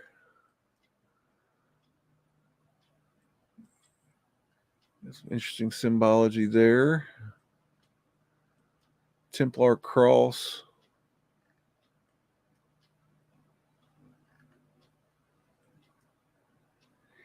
And I believe that these are pavement light right here. Yep, right there, there, and there. And I'm pretty sure this has an underground like museum or something. So there's a feature underneath this sucker. There's more pavement light right there. Pretty sure that there is. And there is more pavement light right there.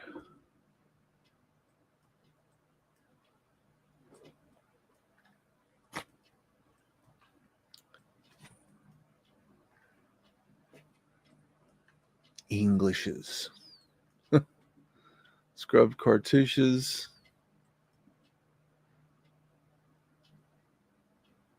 To Indiana Silent Victors. That's creepy.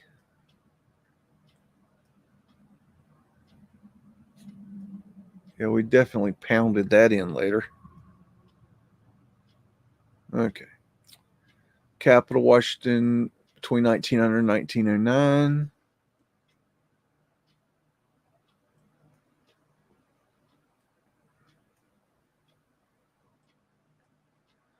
This thing's just massive. Porthole. Just massive. Wind catcher.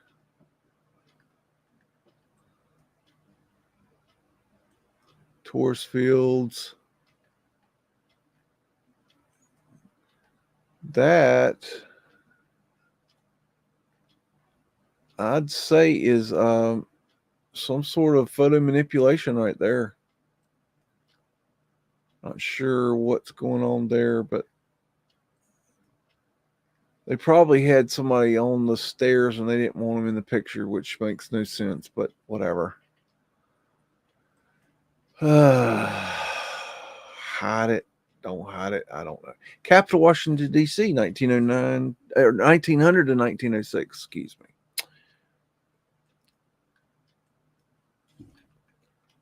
And this right here is a trapdoor to the underground with pavement light in it.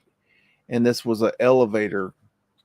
So that's being lifted up into there via a little elevator lift. And there's an open porthole that we were talking about with the string. And that's part of the wind catcher.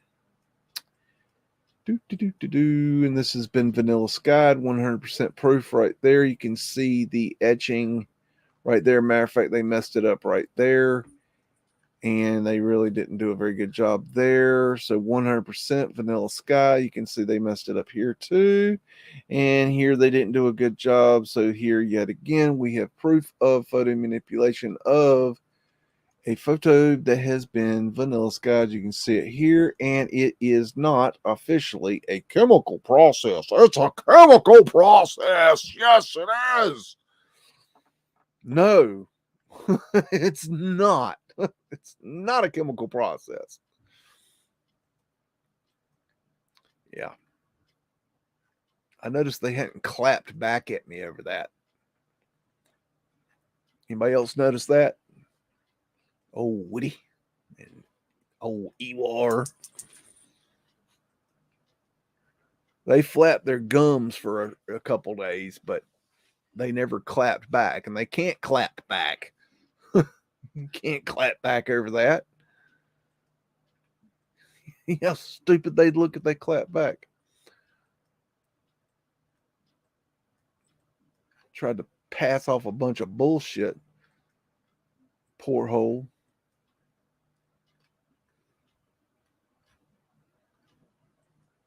And there's Fred, because, you know, Fred is basically the one that hauled all this in. That's what he does, y'all. Got statues in the niches. And yeah, so there's that statue. Porthole back here.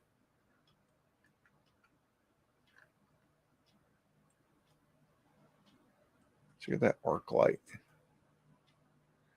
Big old arch doorway. Got a statue in the niche. Looks like some Columbus bullshit.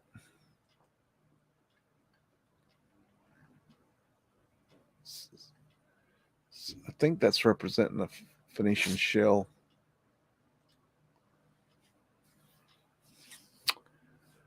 And we have Cathedral in Baltimore, 1902.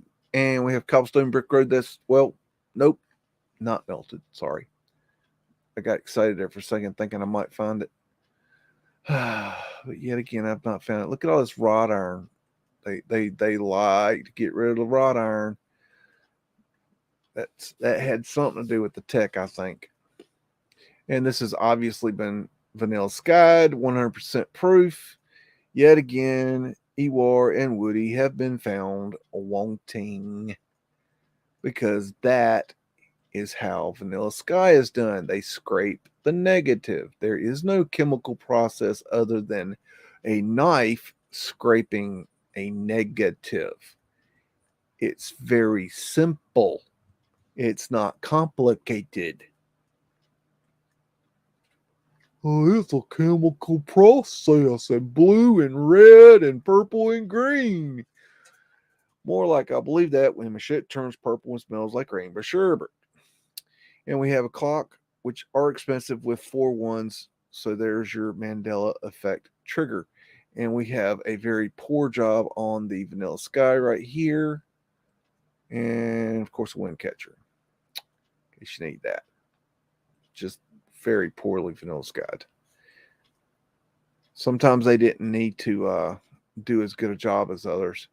And you can obviously see it in the trees right here. 100% undeniable proof of vanilla skying.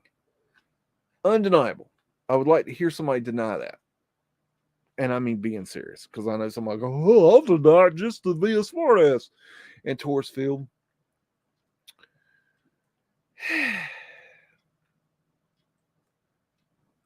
Arc light. Big ass arches. And see, when you get back, it looks normal. Nothing to see here. You know, even the tree looks normal. Like if you're not paying attention, you know, if you're half-assing yourself, you're looking, you're thinking, you're not going to see that. You're not going to see that tree has been vanilla skied. You're not going to notice that cross is messed up, are you? Nope. Moving on. We got the Circle, Brooklyn, New York, 1904. Brooklyn. Never heard of it. See?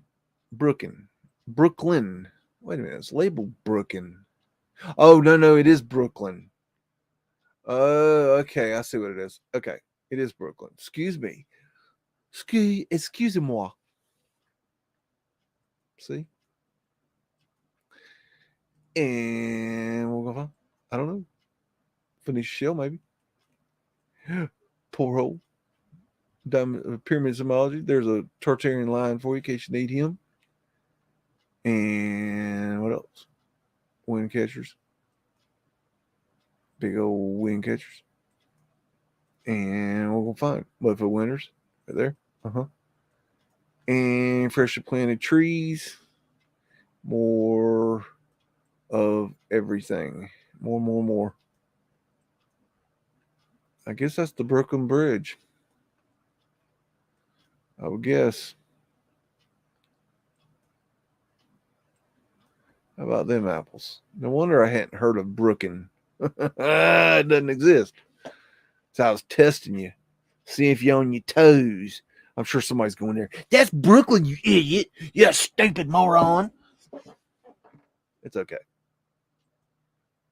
I got another picture for you. The entrance, Vassar College in 1904. How like them apples? Huh? Diamond symbology. Private grounds, keep your ass off. Not admitted bicycle riders. You son of bitches can't be riding up in here. Up in here. Clocks are expensive. 4 ones for the Mandela effect triggered. And we got Mudflood winners down there in case you need them for your collection of thousands and thousands and thousands and thousands and thousands and thousands and thousands of Mudflood winners. And we have Perry-style, the Perry-style City Park, New Orleans, Louisiana, between 1900 and 1910.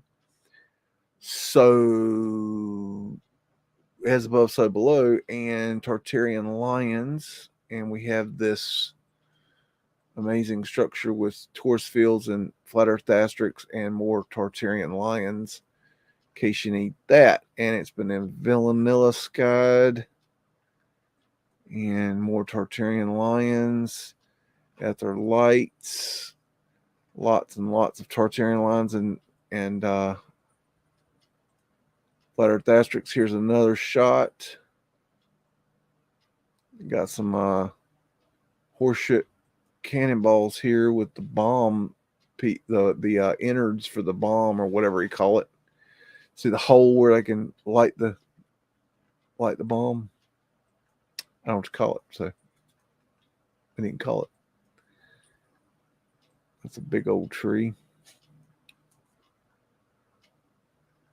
I had a fella call me this week and say, I got some 100-year-old trees. Do you want them? You want to come cut them up? Like 100 years old? Hell, I got an 18-inch chainsaw. I don't think I can cut a 100-year-old tree.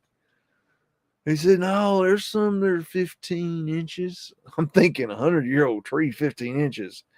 What kind of tree? He said, oak. I said, yeah. Right. I don't know about all that. Sophia Newcomb College, New Orleans, Louisiana, 1906.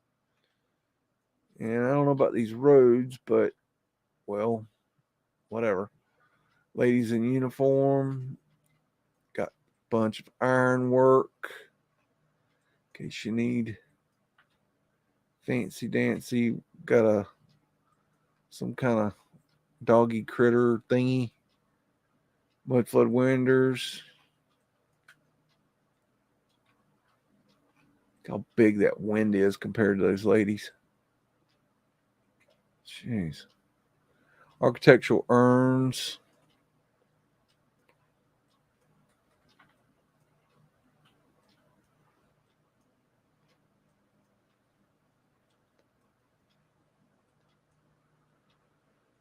Okie dokie.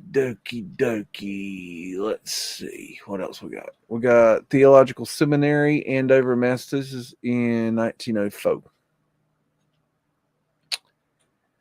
Hello, Bernie. What's up? And okay. I don't know, boo boo. And Mudflood winner there. and over there, and over there. I bet you this is facade and they've covered up windows. Be my bet on that one.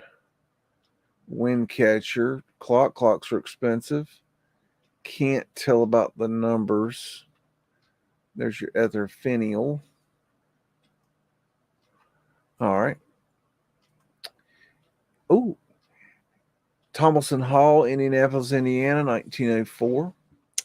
And of course, we got Fred, and Fred is getting, basically all this stuff here and there, and ladies in uniform. Oh, and that is oh my goodness, that's the best awning I've seen all night. That gets the award. That one right there. That's my favorite. I love that. I love a good awning. I do. They really make a building pop, don't you think? And I don't even know what the hell these things are, but they look techie. Got some techie ether finials up there, ether finial there.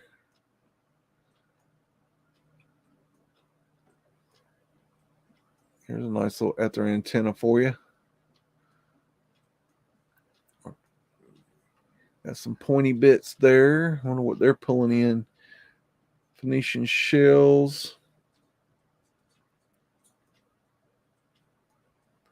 We see these things over and over again. Tartarian lines, Phoenician shells, Phoenician waves, swastikas. We see these same symbols, diamond symbology, circumpunks. We see the same symbology over and over. Torus fields, over and over and over. Flat earth asterisks, over and over and over.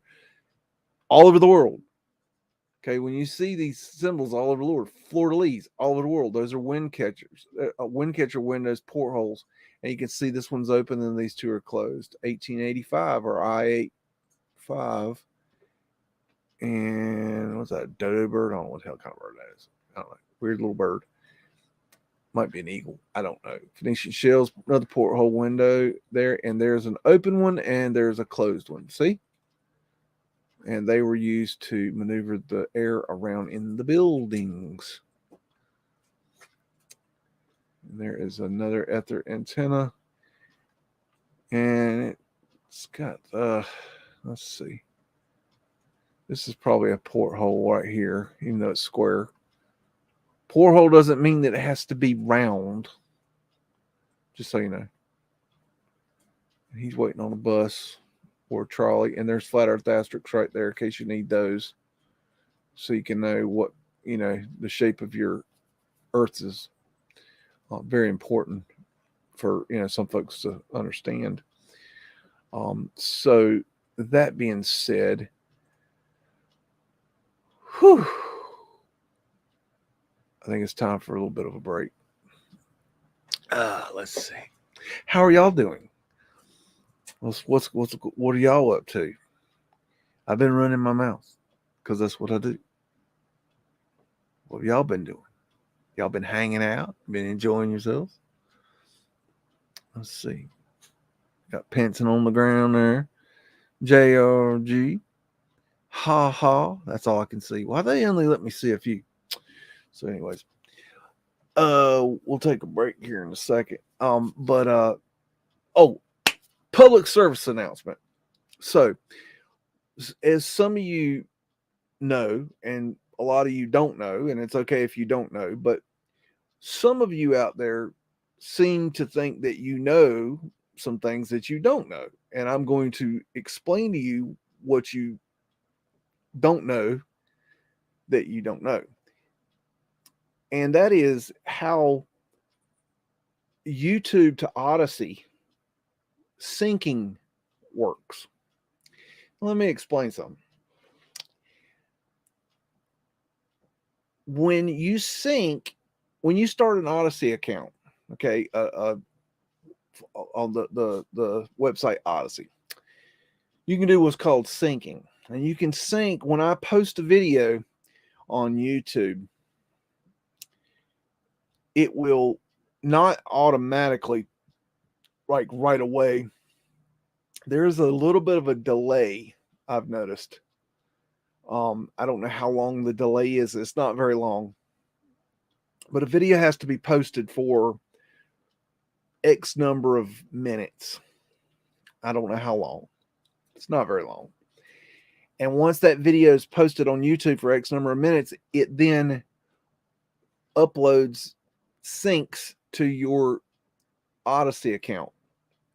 Now that's wonderful because it's like a archive of your account. Now it won't upload or sync videos over 2 hours long, which sucks.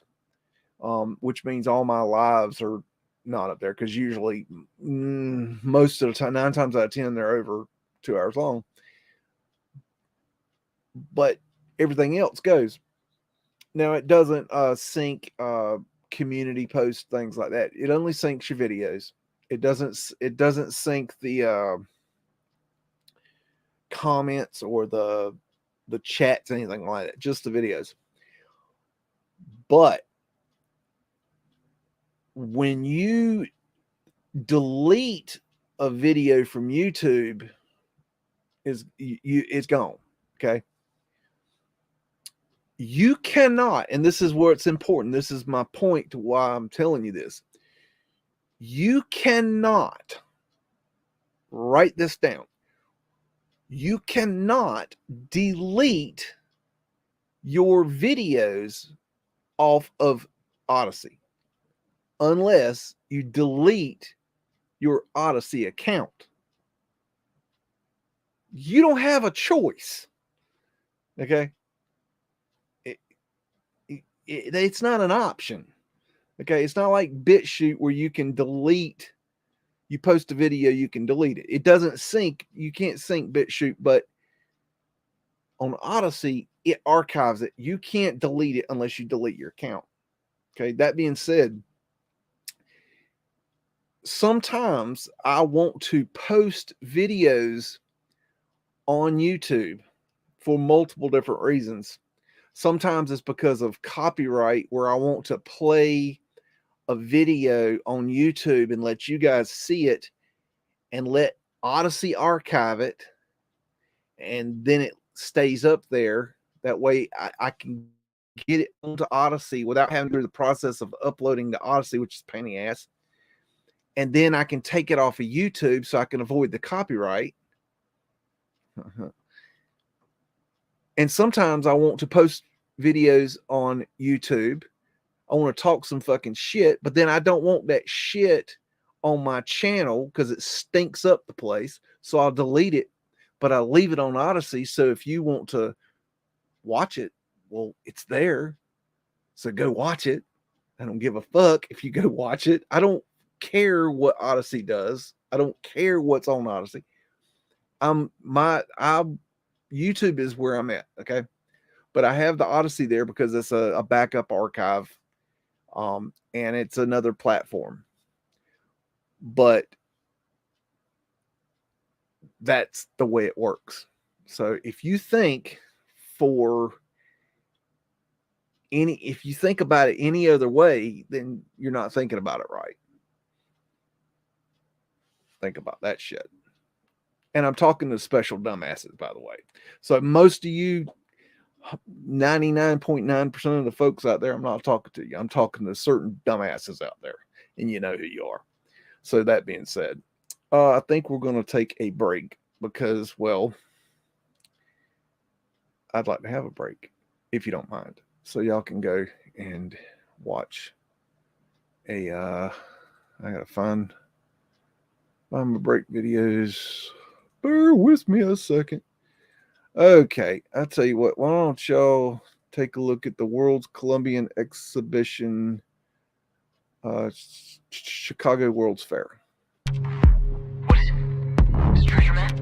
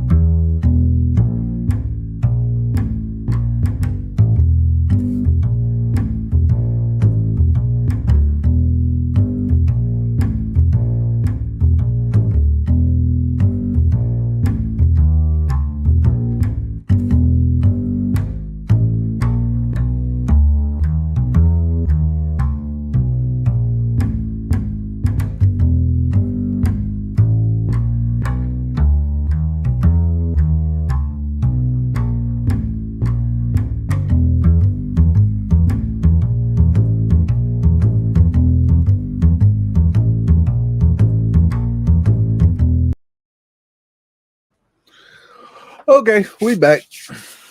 Sorry, me and Roscoe Pico Train got into the cookies. It happens. Don't know what to tell you. Okie dokie, y'all. Let's see. Hey, Orphan Annie, what's going on, girl? Let's see. Y'all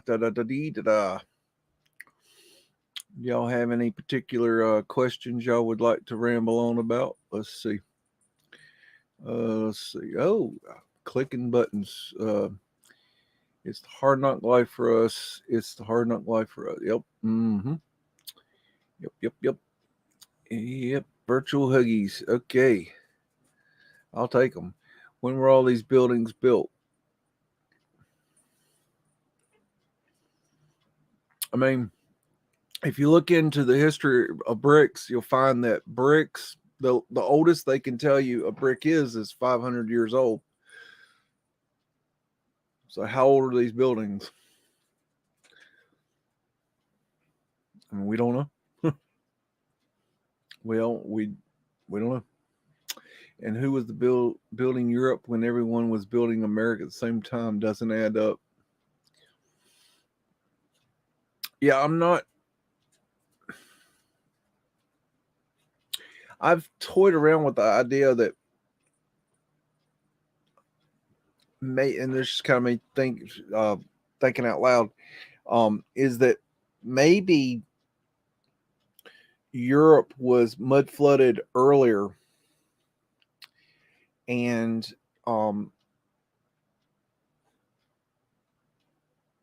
then we came over later to America, but like there was different mud floods, maybe.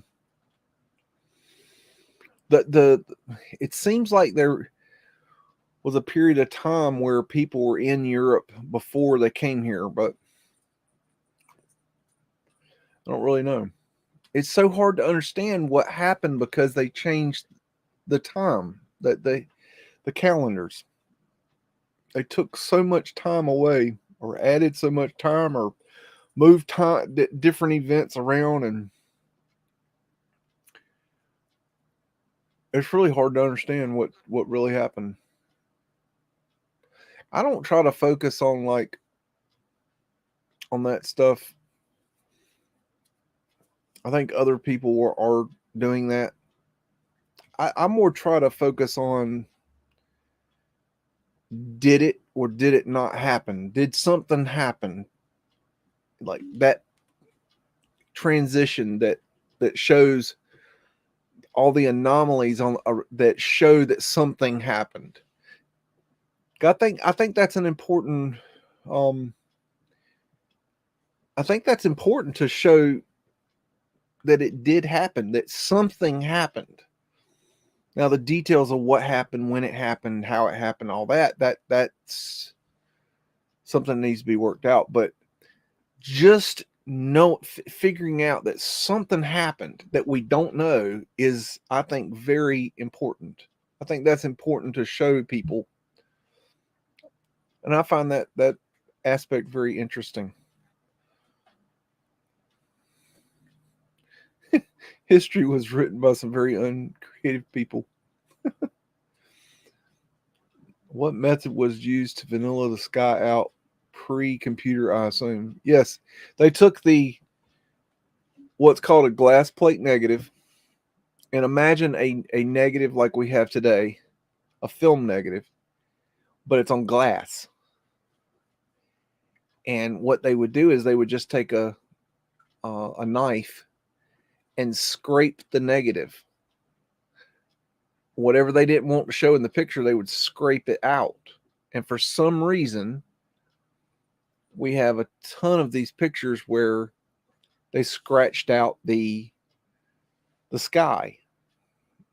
Now, why they did this is a speculation. Some people think, oh, there's airships. Other people think, oh, they're hiding buildings. Some people think they're hiding tech. It could be as simple as they didn't like the sky. I don't know. It could be a combination of things. It could be, I don't know. I can't, it's speculation. I don't know. I haven't found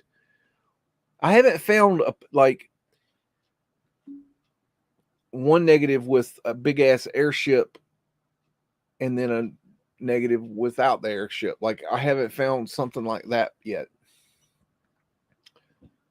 Maybe it exists. I don't know. Yep. Yep.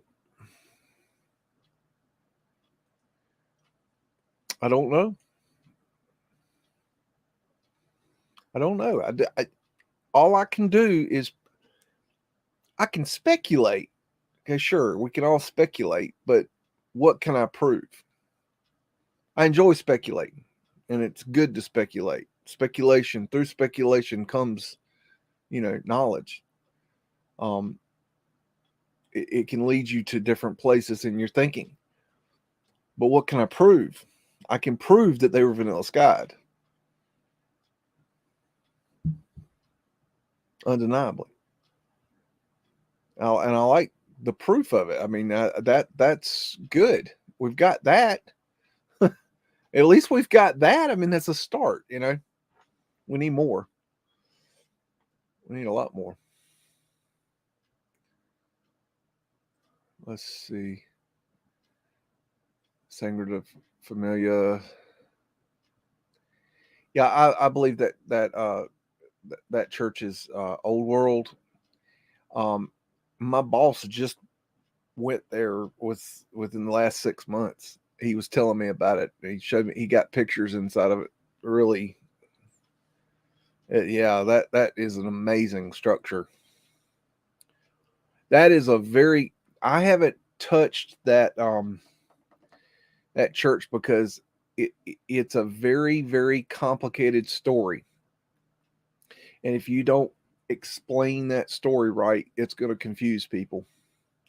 You have to do a deep dive into that history in order to understand it. Don't take it on face value. You got to dig hard because it's very complicated. There's a lot of hanky panky going on there.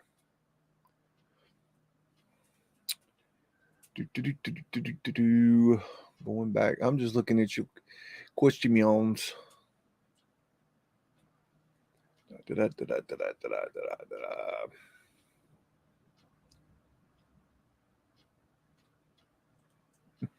You two told me to grab my card, my privates. I know what.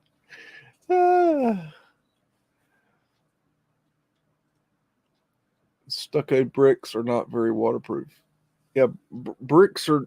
That's why bricks shouldn't be used for foundation because the mortar leaks, and then you'll get foundational shift. That's why they used stone for foundation. It's much stronger. That's why when you see brick foundations, or what we call brick, we see the brick going into the ground, and then we go down, and then it looks like the foundation is brick. Dig deeper, because that's not the foundation. That's it. You think it's the foundation because it's going underground. That's not the foundation. The foundation's lower. But then they covered those up. They covered those levels up. This thing is just so complicated. Yep, definitely. Steam organ. Well, yeah, organs were part of the system. That was definitely tech. Oh my gosh! And the way they play them today, it's like nails on, like 1,000 nails on a chalkboard. Easily. Oh, it's horrible. Oh. Every now and then you'll hear it played well, but most of the time, ugh. Yeah. Many of the Victorians around where I live still have their tech deck. Let's see. I'll tell you what. Let me see if I can find it. Which screen? Hold on. I'm trying to share a screen, but I don't know what screen I want to share. Oh, that's why. Duh. Okay. Let me try that again. Got my head out of my tail now. I need this one. Okay. That'll do it. So what we have here is the Park Avenue Viaduct in New York City. And it's just something I ran across is interesting. Now this is not when I'm talking about viaducts, this doesn't qualify for what we're looking for viaducts that are covering up the lower levels, and you'll see why. But what is interesting about this is that this is a viaduct in the heart of New York City, and it will show you the construction of a viaduct.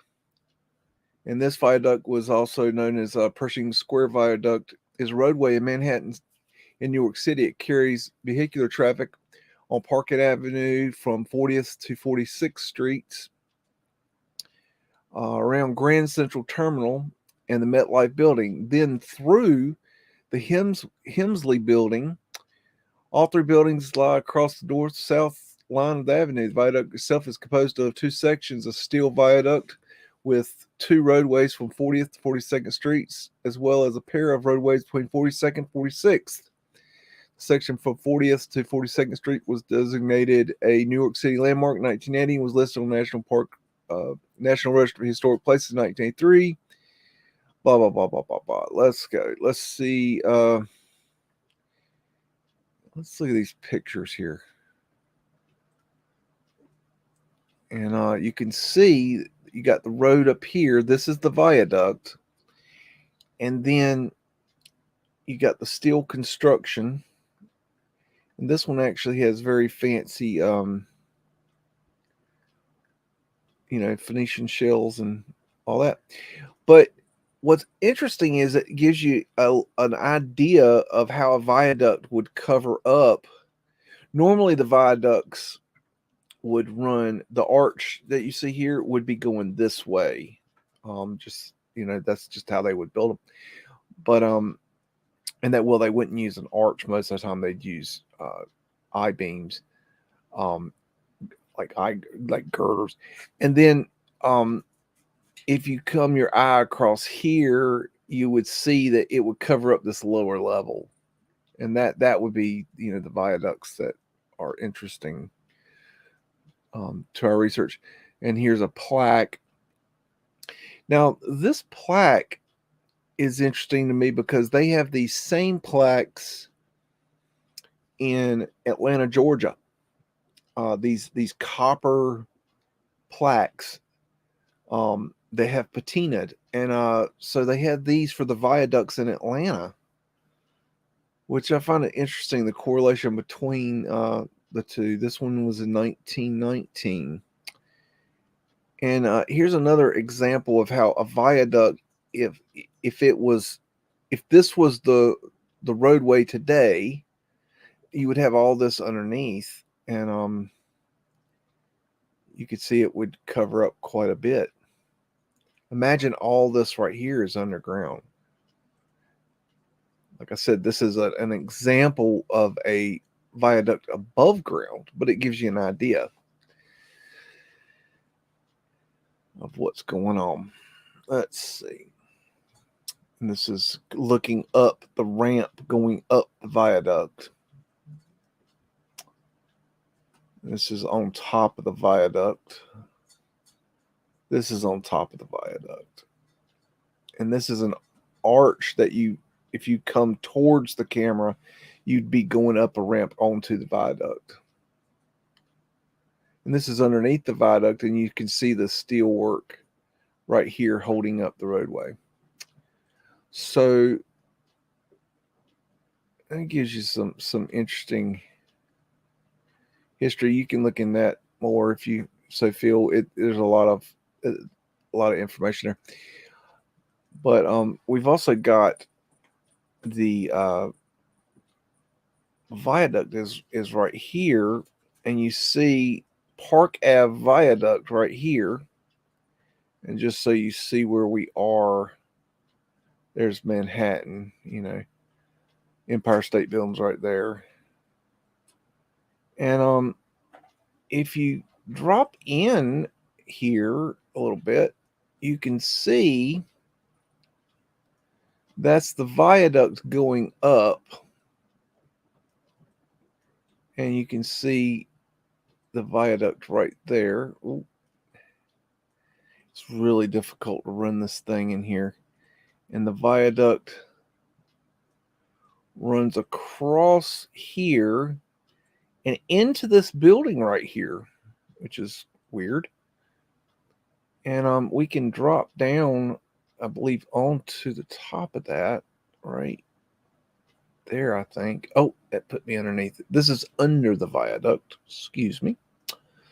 So this is, you can see that it's a very simple design. And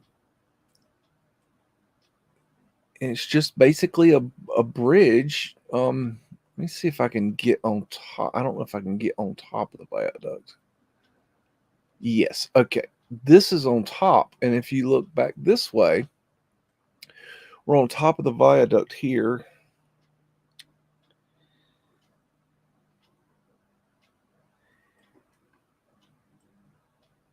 And you can see kind of down the side there. And this one goes into the building here. You got some interesting decoration there. It goes into this building, which is super, super weird. There's some Tartarian looking stuff. Let me see if I can follow this through. I don't know if I can or not. I doubt it. No, it's not going to let me. Of course, they put their Phoenician shell on there to mark their territory. And while we're here, I thought we'd just look around at some see what old world we can find in this area, because it's definitely a hotbed of old world activity. And it is very, very, that looks like some damn 5G shit right there. Ugh. Yuck. And look at that. That's cool. Very cool. But the old world is still very, very around. It's just a matter of looking around and knowing what you're looking for and at, and here's a great, well, that's not a great example, but this is more of a good. See, you got your modernization, your brutalist facading on the front, but then you go up the building and it's old world. But see, most of the time people aren't looking up. They're just looking at this shit because they want to go to John Allen's, whatever the hell that is. Who cares? They don't see this. They don't care. It's not on Netflix. They don't give a damn. They don't see this. Look at that. It's fucking beautiful. I imagine y'all would tend to agree with that. But people don't even notice. All they notice is it's the ramp to get up to the damn Grand Central, and they're going to take it because they need to get to the whatever they're going to. They don't see this fascist looking stuff, and it's the Hemsley building. And look at there. Roman numeral 4 with the 1V. That's how I remember it. There's your Mandela effect trigger.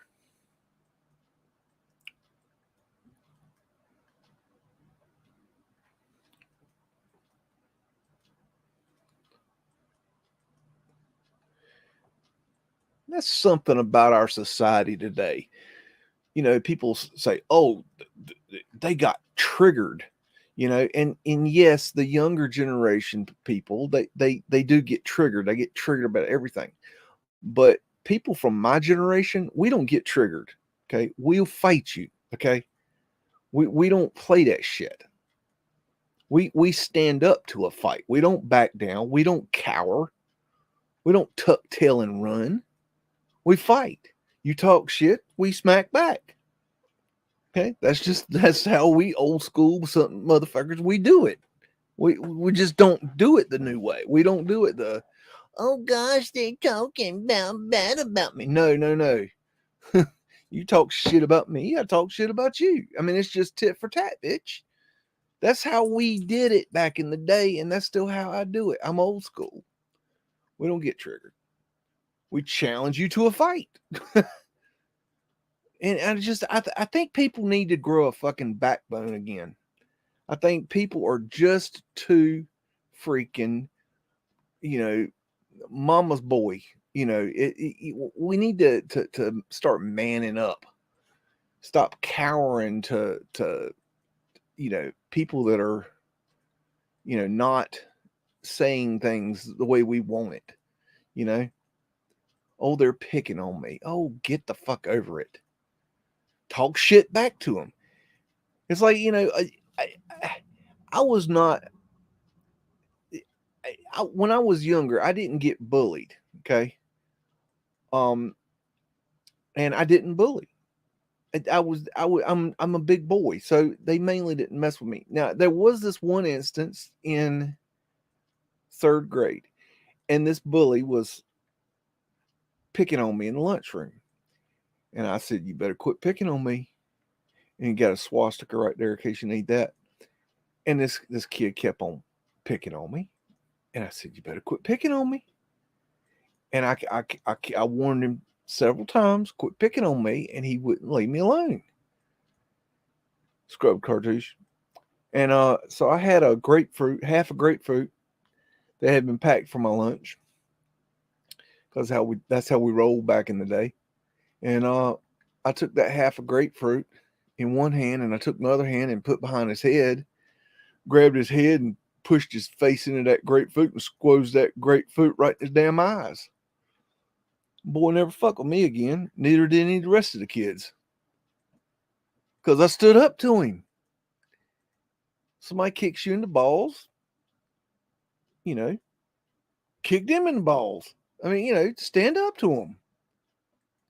Stop this cowering shit. That's all I'm saying. Man up. Woman up. Don't take shit from people.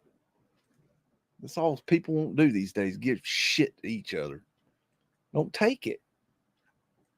It's stupid. We need to grow backbones again. There's the V for the U. I like that. And there's that right there is a underground elevator. So you can walk up here and this will go down into the ground. See, it's got a little light on it.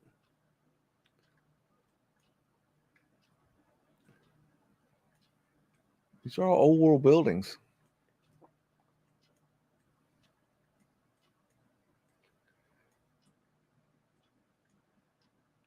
There's a Phoenician wave. Just amazing. Diamond symbology. That's brutalist facading right there. But there's something underneath that. I wonder what it was. Got some Mudflood windows here for you. And check how that stair goes right down into the ground right there. Got niches that have had statues removed. Unscrubbed cartouches here and here. There's a ladder lean. Still doing it today.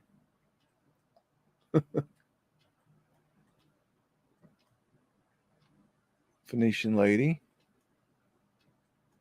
Scrub cartouche, diamond symbology.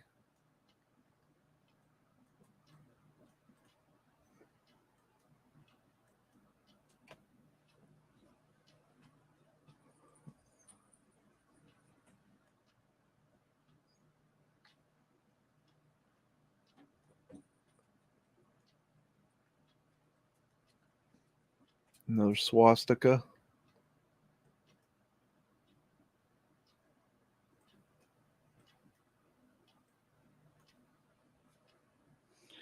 You have the autographs of 2 of the Lollipop Kids from the Wizard of Oz.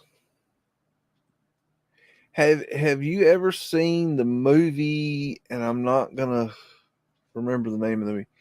There is a movie that's hilarious about it's about about the Munchkins from when they were making the movie. But this movie is a modern movie, and it's about the making. It's about the little people that worked on the film and how they were raising hell in the hotel while they were making the film. And that's a crazy movie. If you've never seen that, I forget what it's called, but it's really funny. Check that out. Let's see. I don't know which way to go. We'll go this way. Why not? Oh, what was that? I'm just looking around. I see how they climb buildings today.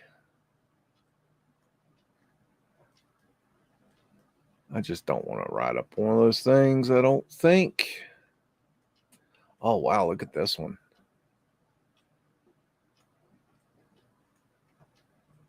We got this horse shit like advertisement over top of that awesome building. Man, that's a weird one right there. Wonder what that thing is. Oh, wow, look at that. Oh, that's nice.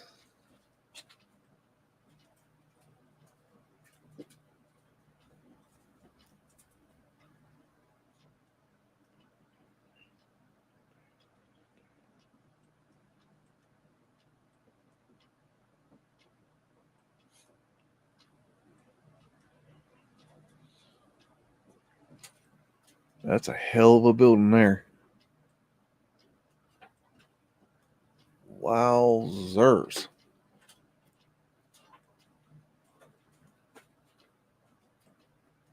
They don't make them like that anymore.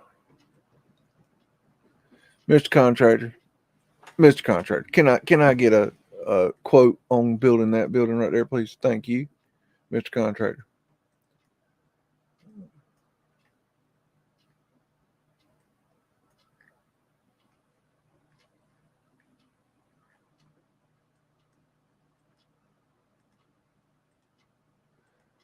Where are we at? Oh, was this Times Square? Yep. Damn. Who'd have thunk that? Let's keep going down. See what we can find. Why not? Get past all this horse shit. Ooh, what we got here? Ooh, my. Hello.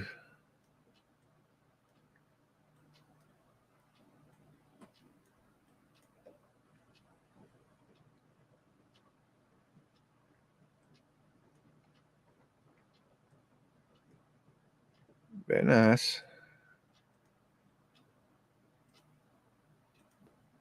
There is so much in New York. It's just unreal. New York is a very old world. It's been here a long time. Check that out. Some Mudflood winders for you in case you need those. There's your coin.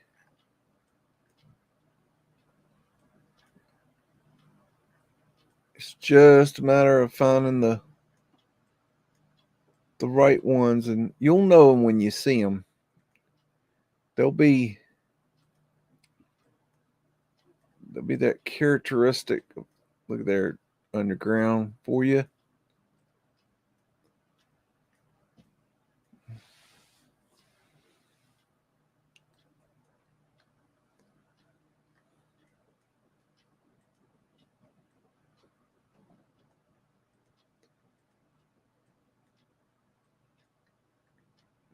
such a common thing in New York. Just absolutely ridiculous. So when it snows, several feet of snow, and they come through with the snow plow, where does the snow go? Bueller, Bueller, Bueller. Exactly. I don't think I'd want to live down there. Just saying. Just putting it out there.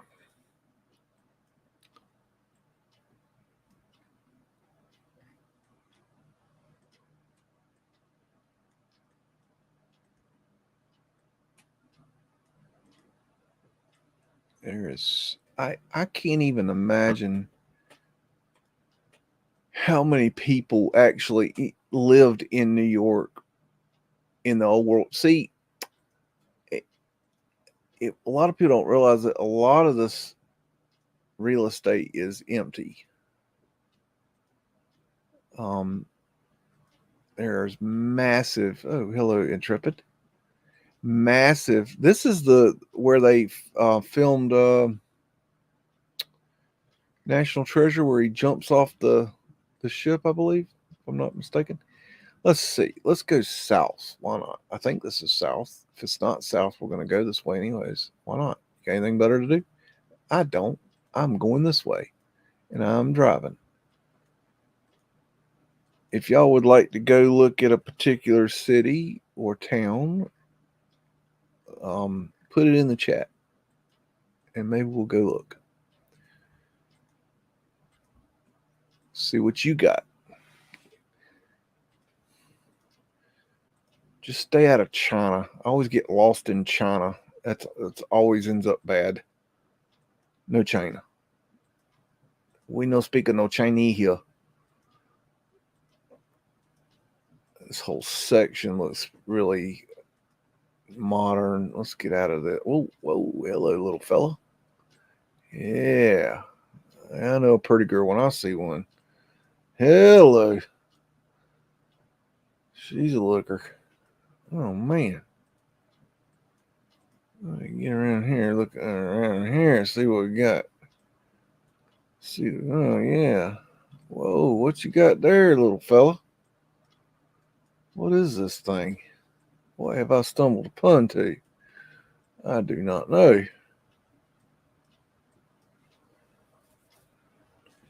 Balboa Park. Uh-huh. All right. Let's see. Let's try it this way. Nope, that ain't gonna work.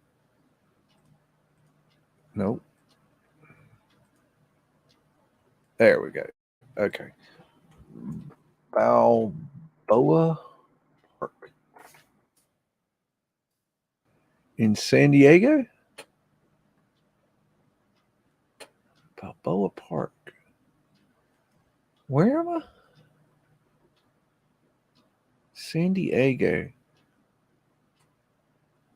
I think I've been to the San Diego Zoo. I think. Yeah, I think Yes, I have been to I've been to San Diego Zoo. Balboa Park. Okay, so what do we got going here, Balboa Park? What is what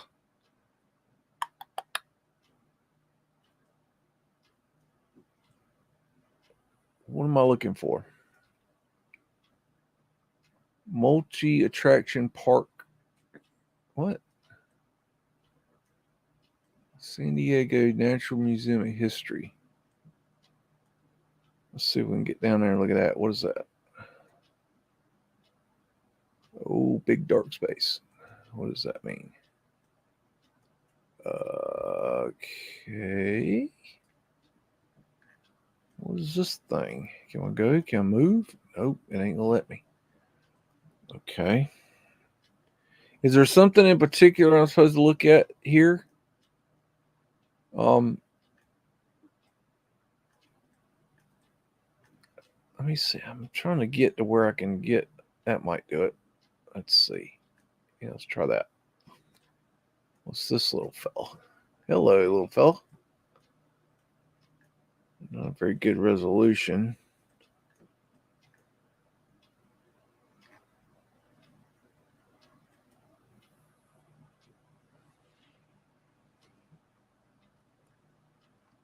Yeah, One World Trade's very yeah. I don't think I'd want to be in that building. This looks interesting. I don't know if I'm looking at what you want me to look at or not, but I'm gonna look at this. Let's see, because this is interesting looking.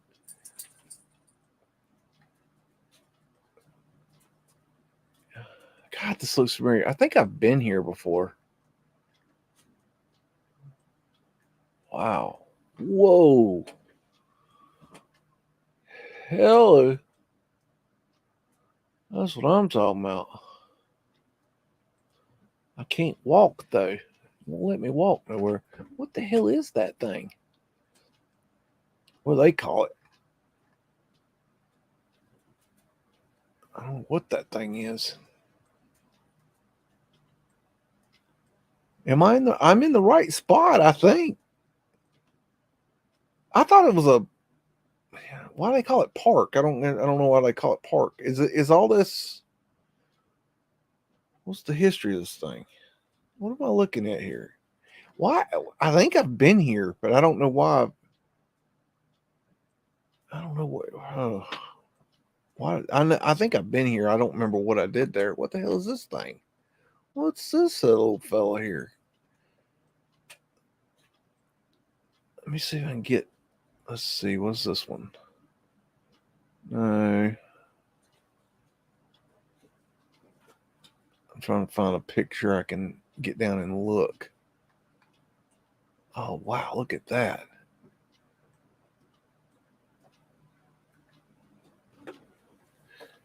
Yeah, I think I went here. I didn't even remember I went here until I'm seeing this. I was drinking in them days, so I was probably looking for a bar. I bet they got a bar in here somewhere. What is that thing? What the hell is that? It's like a one of them glass garden things. Let's see. I think it's gonna let me down there. Whoa, what the hell is that? That's a cage. What the hell they keep in there, Godzilla? I don't know. You can't go to SD and not visit Balboa Park.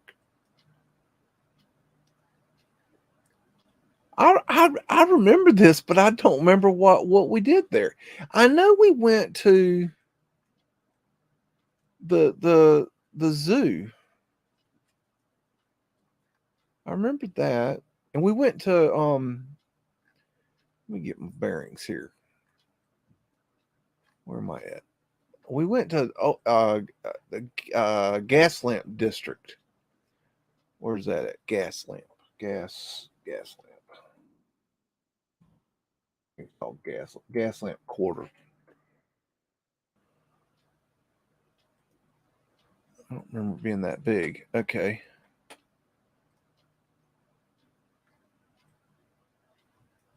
Let's see. I remember it was really neat. Where's the gas?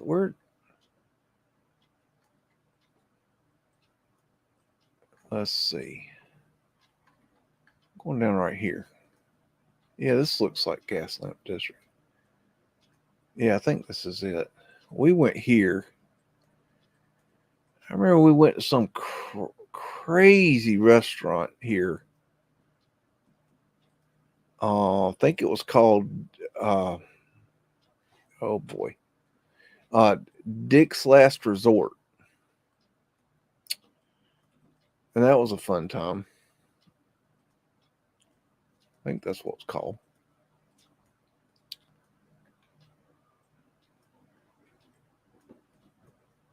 And it was at night, so I don't remember a lot of this at all. Although I think they had gas lamps. I don't see gas lamps anywhere. I thought I remember gas lamps. Actual. Maybe I'm in the wrong section. Let me get in.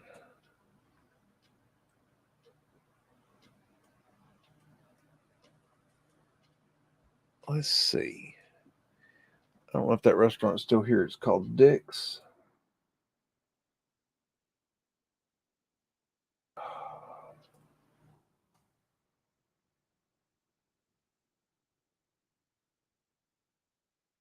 Huh. They don't have it no more. Huh. They must have gone out of business, but they got them other places. That's a weird place if you're looking for a crazy place to eat.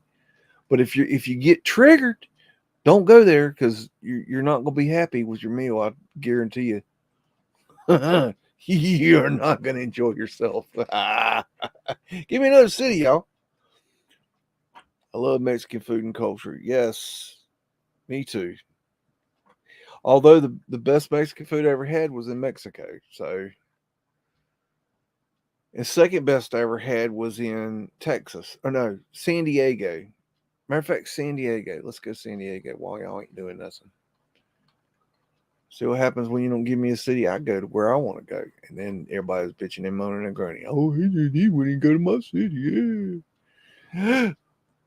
Anyways, let's go to San Diego. San Antonio. San Antonio. I spent a week here one time and it was wonderful. Let's see. I want to see is, yes, the river. Let's drop down on the river. Yeah. See that right there? That right there is making me think viaduct right there because that is exactly what a viaduct would look like. And I remember walking around down here and it was just really, really interesting. There is so much going on down here. I've been saying this for a long time. If you ever want to go somewhere and have a really interesting getaway, San Diego is really a neat place. There's a lot to do, a lot of history. Now, okay, we're looking at this. We've got the river here, and then obviously the buildings are lower. Okay. And I'm looking here. This could be a viaduct. And see, we come over here and we kind of look around and we have the same level. That makes me wonder. See, we got another bridge. This very well could be a viaduct city. I have not looked into that. Gosh, what is... I think I've seen that building before. What is up with these little heads? Yeah, this looks very familiar. The Alamo's down here. I remember going into the Alamo and I had a camera and I pulled out my camera. I had one of those little shitty well, back this was in the 90s. No, this was in the 80s. I was in high school. And we I had one of those little cameras that where you put the roll of film in. They looked like not a roll of film, but it was like a had two round canisters, one on either side of a little bridge thing, and you put it in the back of the camera. I don't know how to explain it. If you're elderly like me, you'll know what I'm talking about. Anyways, this is pre-digital anything. And I had this little crappy camera and I was going to take a picture of the Alamo, and the tour guide people came up to me and they said, no pictures, no flash photography. And I'm like, well, I don't have a flash. They're like, well, no photography. I'm like, huh? I'm like, I just want to take a damn picture. Like, and they're like, no, you have to buy in gift shop. So like you can't even take a picture, of the Alamo because they want you to buy their damn pictures. Grand Lodge Sons of Herman. What the hell is that? I don't know what the hell that is. I never even heard of that. Let me see here. Let me get back there. Yeah, but that's just I can't believe they wouldn't let you take just a damn simple ass picture of that crappy ass little Alamo, which is bullshit. Anyways, old bullshit Alamo. Take your Alamo and show it your damn ass. Is what I say. Take a damn picture, a damn building. Stupid ass. I ain't gonna buy you a damn postcard either. So I just waited for the motherfucker to turn his back and I took my own goddamn picture. Fuck them motherfuckers. Tell me I can't take a damn picture. I'll take a damn picture. Take a damn picture of that flat earth asterisk right there. Y'all ain't see that, did you? Right there. Flat earth asterisk. How you like them apples? I'm looking for the Alamo, in case y'all are wondering the hell I'm doing. I know it's here somewhere. Why don't I just type it in? Good grief. Alamo. That might be it. Let's go there. Why not? Yeah, this is it. Yeah, that's the stuff. So this got this crappy little building here. Let's see. What was I trying to? I was trying to take I was like right here out in front trying to take a picture of this thing. And these son bitches right there. There's that mother son bitch right there. That's the one right there. That cocking that one wouldn't let me take a damn picture. So he turned his back. I took my damn picture anyways. Go fuck yourself. How you like them apples? I don't need you. Take my own damn buy a damn postcard. I got your postcard. Stupid. I'm just a kid, man. I was in high school on a damn church retreat. Hey, gone, man. Look at that. That's pretty. And I remember we stayed. I don't remember which one it was, but we went there for this very large church retreat. It was a week long. It was a great trip and everything. And we stayed. They had every hotel in the city, and then some booked. And they filled up the big arena or coliseum or whatever the hell they got there with all these youngins, and you just got assigned depending on when you booked your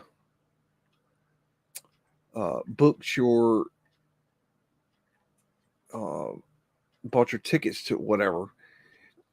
They assigned you a hotel, and all the hotels cost the same price. They got a rate for, there's Tartaria line. They got a rate for everybody to have the same rate, even if it was a crappy hotel or what we stayed in, which was a very, very, very high end old world hotel. I don't know what hotel it was. It's been so long. But I remember this is that we couldn't afford to eat in the restaurant. It was, and you had to wear, I don't remember what the dress code was for breakfast or lunch, but I remember for dinner that you had to be in tuxedo to eat there. Like it was like that nice. And yeah, we didn't eat there. And we also went to this wonderful Mexican outdoor place where a market kind of thing. And we got to walk through the Mexican market, and they had we ate dinner there. Whoa, what we got here?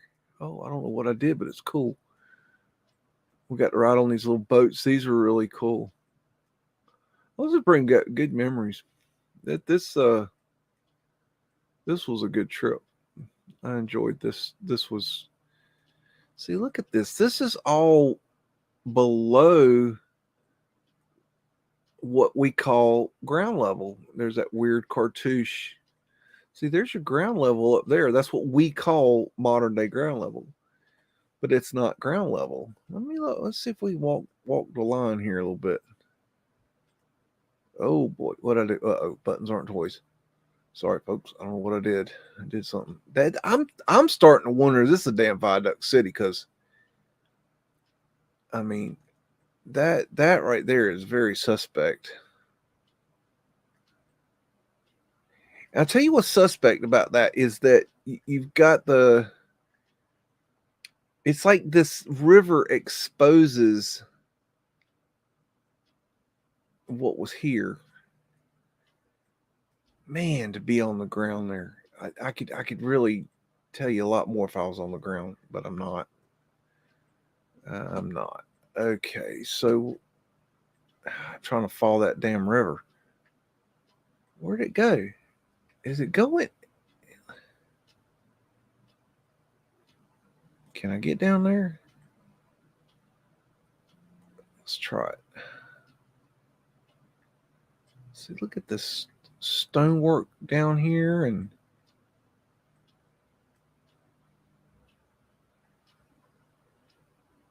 gosh, that looks familiar. That's really weird. Why is it? I think I ate there. Oh my God, we did eat there. Yeah. I think we ate there. Yeah. Holy shit. I've got pictures of me eating there. Oh, that's so weird. Oh, I hadn't thought about that in years. Oh, how weird. Okay. Sorry, folks. Flying down memory lane here. Look at that. Yeah, San Antonio is just amazing. And they had this, I don't know if it's normal, but they had the entire time we're there, the smell of roasted chilies in the air was just incredible. It was hot, but it wasn't like humid hot. It was like 120 degrees, and hot, but it was a dry heat. See, here we have humidity. It'll freaking kill you. There's some Mudflood stuff right there. That's a McDonald's. But it was a dry heat, and it was not bad. I mean, coming from humidity weather, it just didn't. It was like whatever. It's hot. Whoop-de-doo. You can take hot. Hot's one thing, but you add that humidity in there, man. Whew, oh, that humidity. Whew. We see here in North Carolina, we have humidity. It's just awful. And I don't remember it being this bad when I was little. There's a wind catcher up there. I don't remember it being as bad as it is now when I was little. Of course, I don't remember the sun being as hot as it is now either.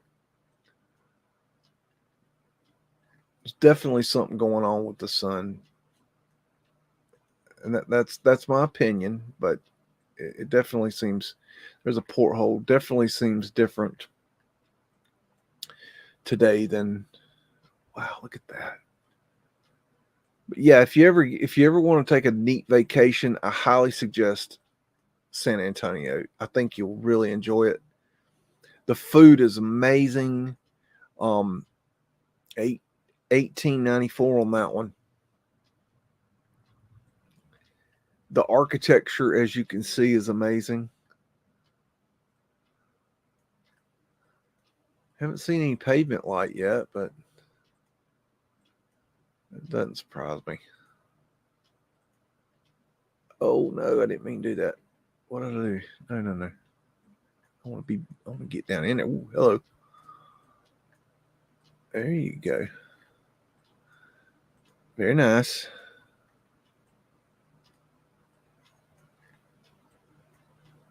I don't know if we've ever Google dropped into this area. It's really, really, really cool. Man, there's so many places to look at.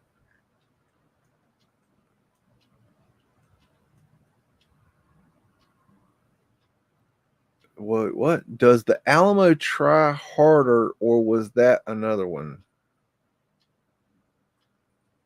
Are you using voice to text? That might have messed it up. There's a flat earth asterisk. Hey Caleb, how you doing? Y'all go check out Streets Tartaria's channel. Give him a like and a subscribe. Big supporter of the channel. So's Oz Beast over there hanging out, running some chat tonight. I appreciate you both very much. Chihuahua, he's now decided to sit in my lap. But this is really a treat for me to come back and look at this city. Look at there. Some really, really good ones. Okay. Let's see. Oh, nice little old church or healing center, however you want to look at it.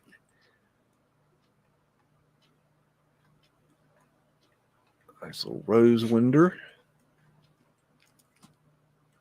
Let's get over here and see what that thing is. Oh, wait, nope. Go the way I want you to go. Hello, little fella. Oh, wow. Looks like a beehive there.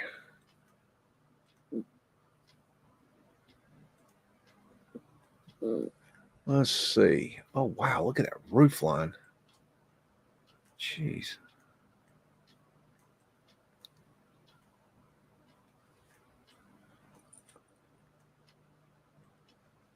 Well, here's our river again. Let's get to see if we can get down there and see. Okay, what are we into now? I'm a little bit creeped out by that. Okay, get me out of that. Nope. What is this? Whoa. Nope. Okay, I don't know what we got into. I want to go down here. I want to see this underneath side. It's interesting. Some of these areas, it looks like it's got the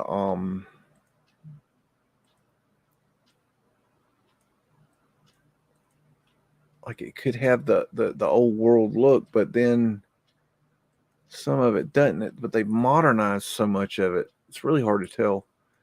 Yeah, I'm telling you, you'll love San Antonio. If you want to take the missus to San Antonio, I mean, and have you a good, vacation, it's really a really, you'll really enjoy it. I'm telling you, it's really cool.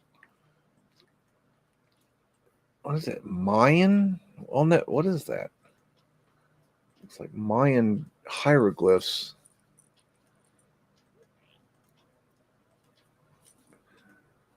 Oh, boss man got back. He's getting on a plane tomorrow. Go back down to South America. He's going to try it again. He's only going for a few days this time.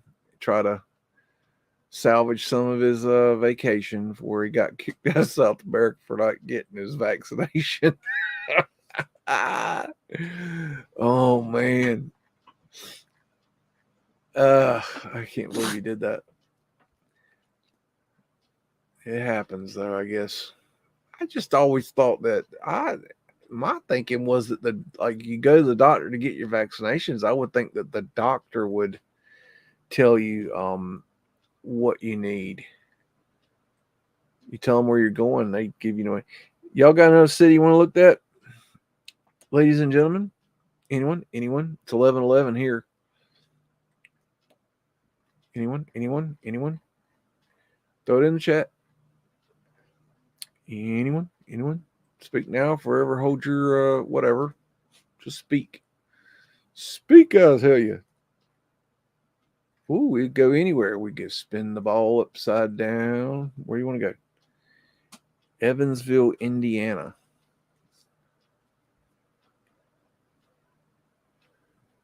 exactly where is Evansville, Indiana? I don't know. Let's see. Evansville. All right.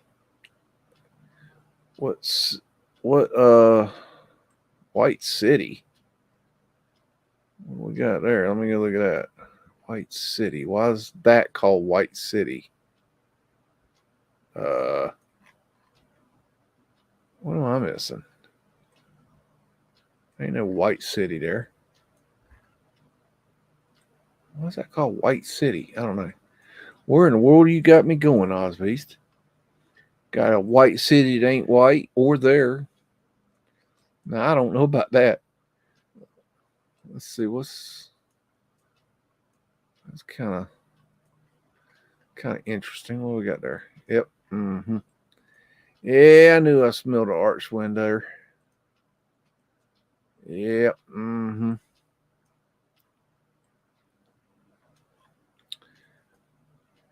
Always check the ground line here at the base, because a lot of times you will see little goodies sticking out that should not be there.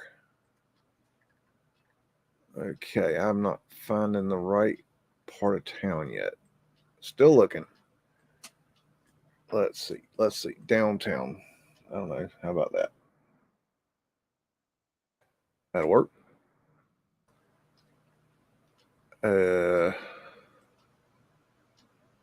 4th Street. Oh, Main Street. Let's go right here. Why not? Oh, what did I do? Don't do that, whatever you just did. Don't do that. Uh-huh. Well, hello, little fella. Well. Oh, I got unscrubbed cartouches still intact. Okay.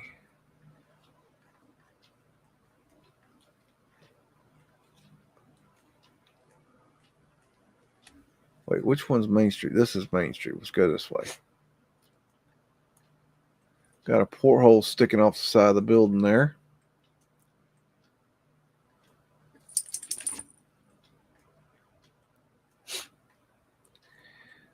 That's what's so interesting, is that you can go to these towns that I've never heard of this town. Just you go to them, and then all of a sudden there you are in the old world. You know, you expect it's a town I've never heard of. There's probably nothing there. Then you get there, and then there's just amazing architecture, just like anywhere else. Maybe on a little smaller scale than a big city, but I'm sorry, that building is New York City worthy right there. There's nothing lowbrow about that. I don't think. Look how they've. I bet you this building right here, there might be something more to it. I don't know. Maybe not. I don't know. Might be worth looking into a little bit more. Let's get on this way. Why not? Let's see. That's odd.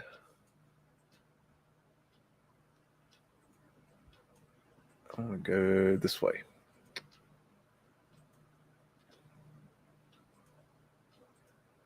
San Antonio floods 1921, huh? Oh, whoops. Popped out. Let's see. Let's go look at that thing. What's that? I don't know about that one.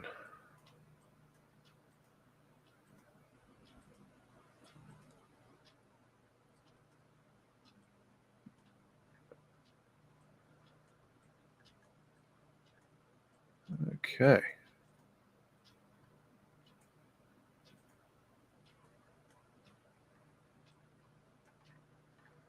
I like looking down alleys. Find good stuff down alleys. And they got a flat earth asterisk on that one. Every now and then you can get down the alley and see some things.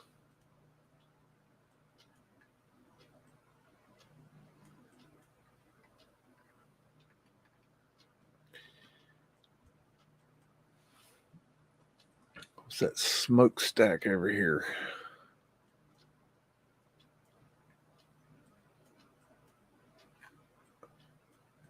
Okay. Let's see. Not a whole lot of rhyme or reason to this little city. I don't know. Where's the water? Okay. Let's see. A lot of times on the water, you see good things. Oh, wow. Oh, my. That's nice.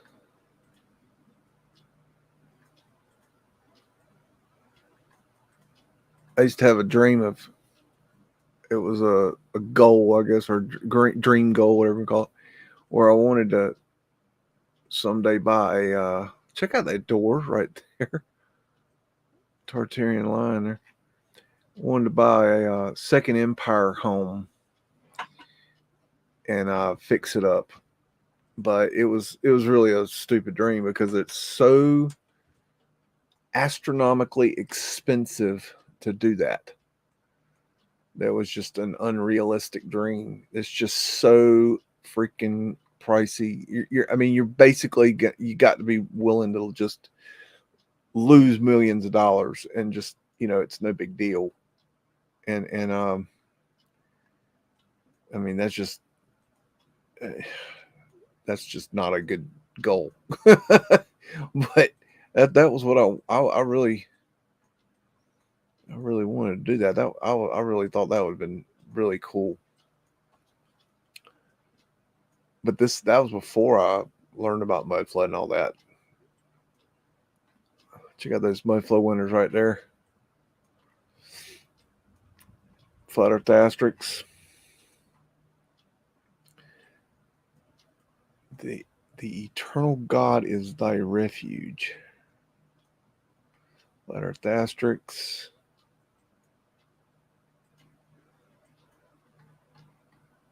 That is a weird little building. Little Mudflood winners there.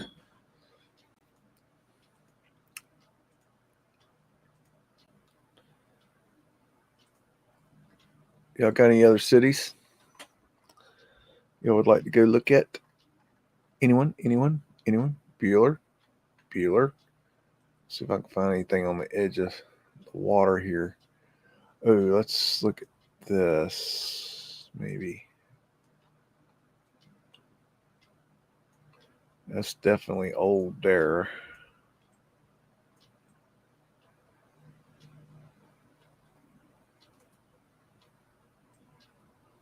Doubt we'll be able to get down there, but nope. As soon as it'll let me down. Huh. Okay. Minneapolis, St. Paul. Which one? Which one you will look at?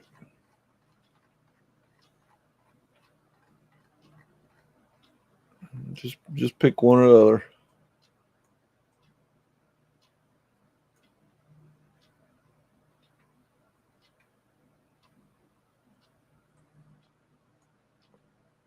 Both.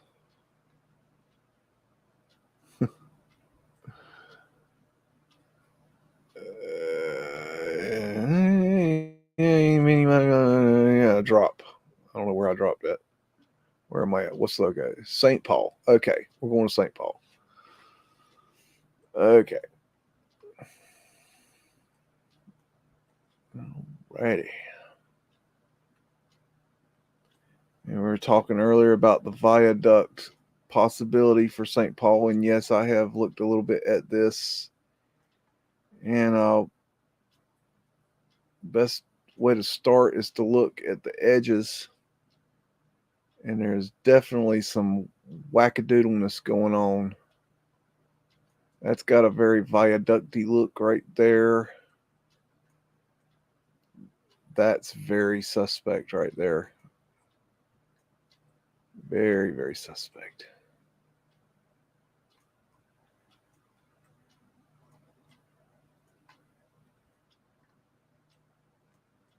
Very suspect. See, what they'll do is they'll call something like this as an example. They'll call this a viaduct, and then they expect you to understand that the viaduct is from here to here, right? But the truth is that the viaduct keeps going. That's part they don't tell you. And look at that right there. That, man, that's very, very, very suspect of being viaduct. Let's see if I can drop. Oh shoot, it ain't gonna let me. Let's see if I need somewhere, maybe here.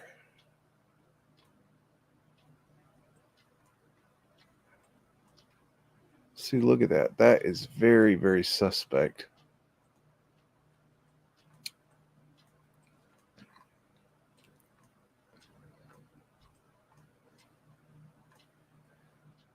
Very, look at that. Oh, that's definitely pinging red flag. Very, very, very, very, very questionable. Let me get down there. Thank you. Oh man, okay.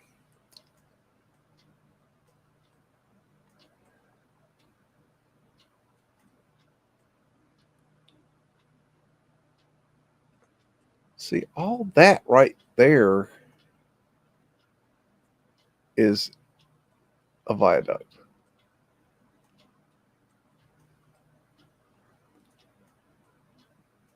But then it goes under here, but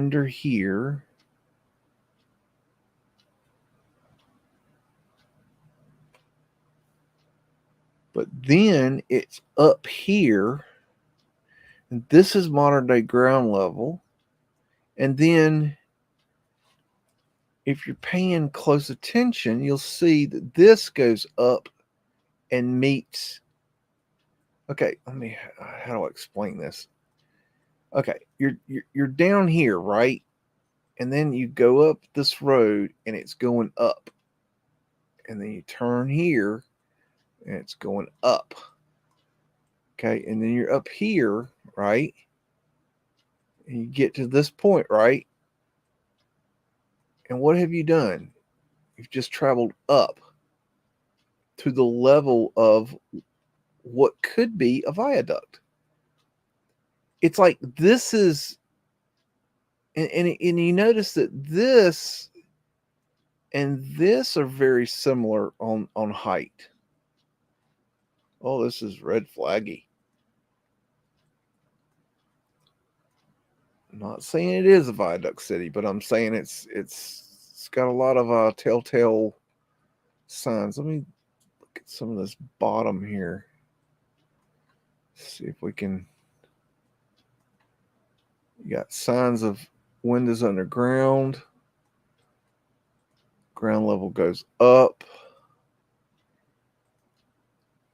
And then another telltale sign is that when you're on the outskirts of the city, you'll have this, the downward slope. And then when you're in the core, it'll be flat. And that's another telltale that says, you know, there's something off. I mean, think about it this way, that, you know, the earth isn't, you know, there's most of the time you have rolling hills, you know, you got ups and downs, you know. When you see a level flat city, that means it's been graded. But then when you see a level flat city where it's been on the outskirts, it's got these huge hills. I mean, there's something sketchy about that. Now, the true test of this is it a wow, that's cool. The true test is what's underneath. You know, talk to people like plumbers and electricians that have to go down in these places, utility workers, and they're the ones that have seen what's down there.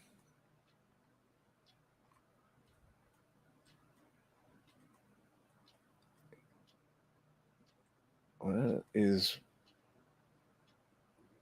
okay. That's strange. Let's see. Okay, let me get back out. I'm playing here. Excuse me. I gotta find where was I where I started. Okay, I started here. Okay, let me go and look at the other side.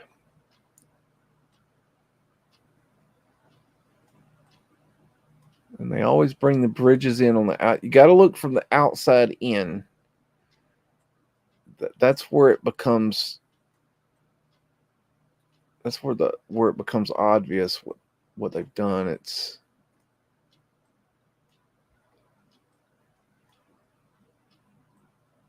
It's got some weird.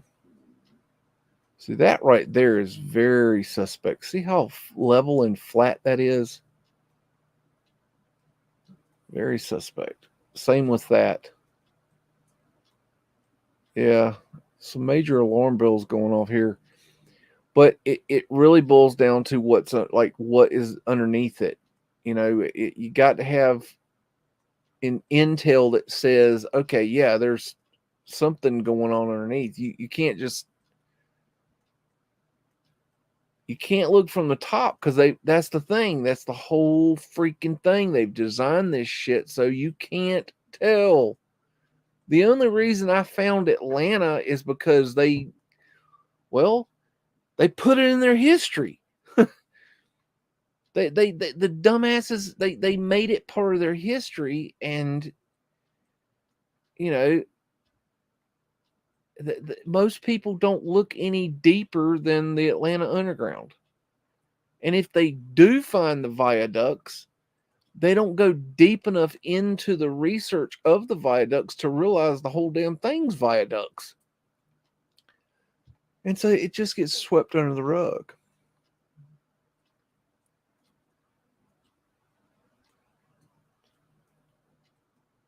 I see Bernie's lurking. What's going on, Burns? Oh, wow, look at that. There's some prism glass right there. Whenever you see prism glass, look down for pavement light. Not lucky this time, but never know.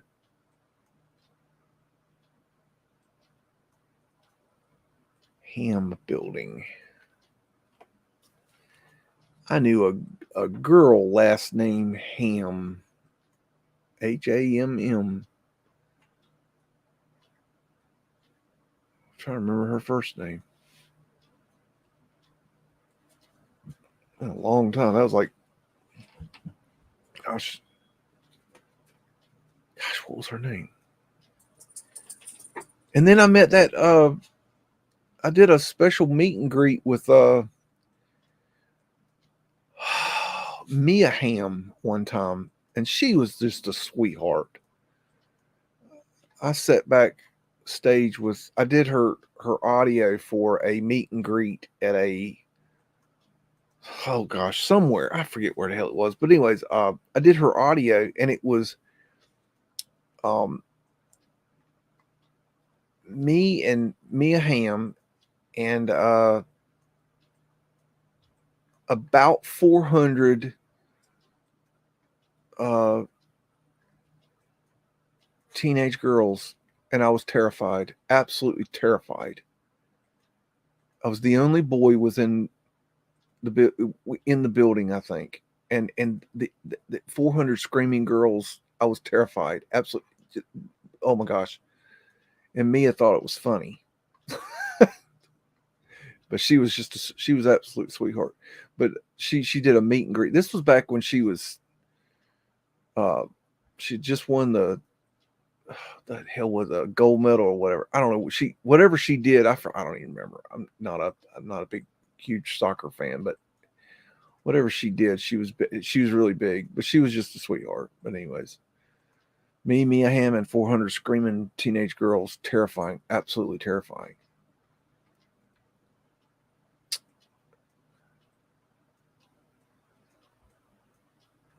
Almost as terrifying as I did a convention one time, audio and video for it, where it was for a scrapbooking convention, and it was nothing but middle-aged women that did scrapbooking, and there was me and another technician named James, and we were the only men in the building with, like, I don't know, several thousand middle-aged scrapbooking women, and we were terrified, absolutely terrified, because we were the hottest commodity in the building. We were terrified, absolutely terrified. I thought we were going to be, I did not think we were going to make it out alive. Scrapbookers, terrifying. 1849. Wow. But anyways, I did some weird, very strange jobs working in the audio video production business. Very strange jobs.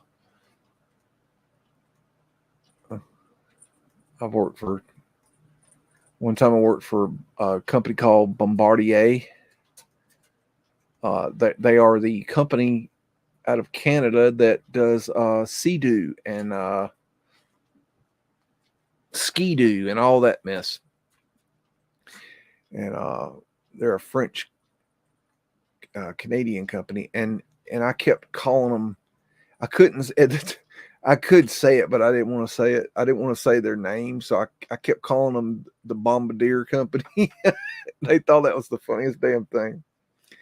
But anyways, we made it so, I don't remember how we did it, but we made it so they could ride a Ski-Doo inside up onto a stage and ride around stage. I don't remember.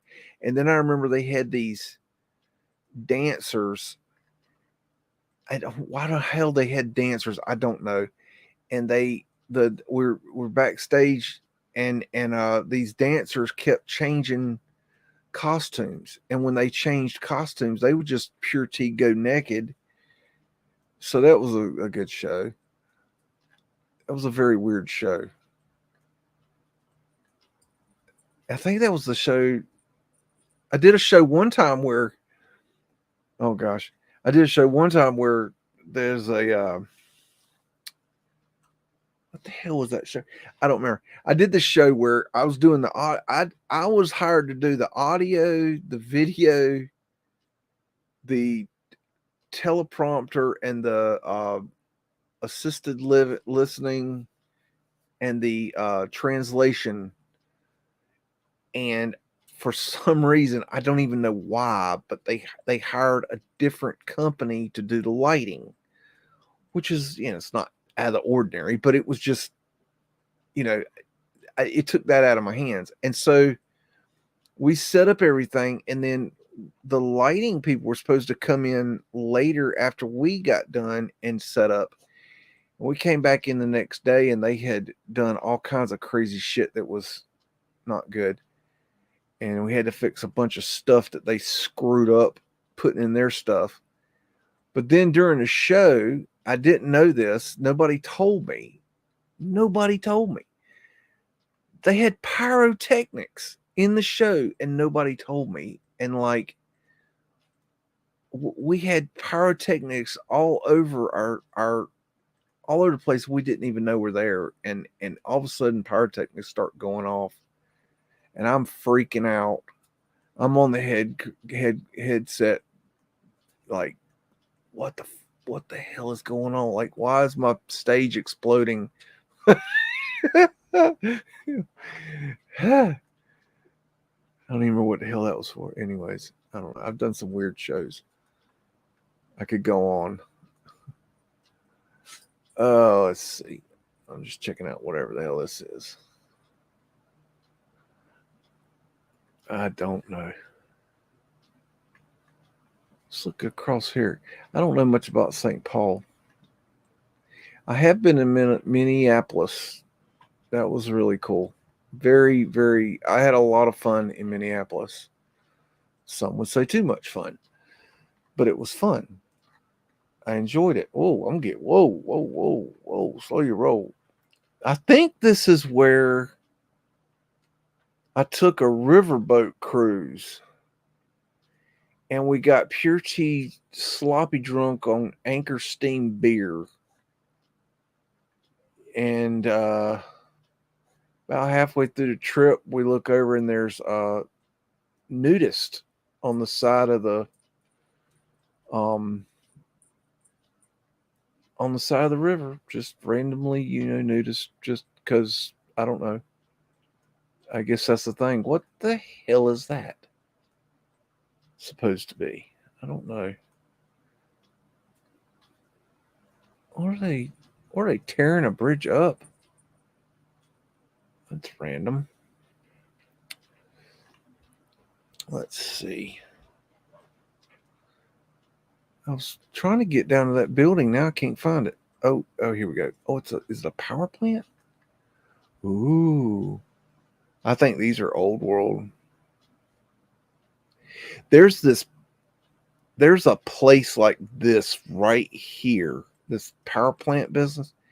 There's one of those near me that well, it's 7 miles away, 7 miles away. And you can't see it very good from the road. As driving by, I can barely see it, but I have figured out how to get pictures of it. I've just got to go on a back trail, and I just hadn't been able to do it. But this building it's just in the middle of nowhere, and it looks like a little old world building in the middle of nowhere. Where's the city at? I'm looking for the city. I don't think I'm finding it though. Oh, it's because I'm in the wrong spot. Duh.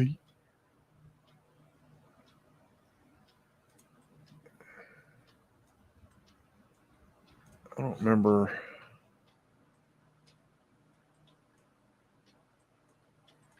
I don't remember a whole lot about, like, I remember I enjoyed Minneapolis. I was drinking in them days. Let me put it to you this way. I checked into my hotel. I walked up to the bartender at the hotel and I said, I'm going out, or we had a group of us. I said, we're going out. We're going to such and such a restaurant and we'll be back. We're going to go there and then we're going to go play some pool. We'll go to a club and then we're going to come back here. And when I get back here, what I want is 2/5 of Goldschlager on ice, ready to go for us. And so we went out drinking and came back and then put down 2 of those fists of Goldschlager when we got back. And yeah, we were supposed to work the next morning and that didn't go well. So, but I don't drink anymore, so that don't seem to be a problem, does it? I'm trying to find the like downtown old stuff where I'm going. That's not what I'm looking for.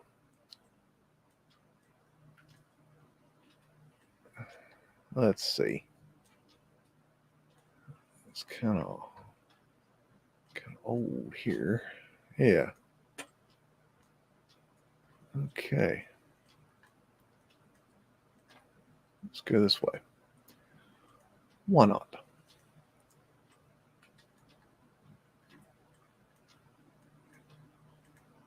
Went to Prince's Club.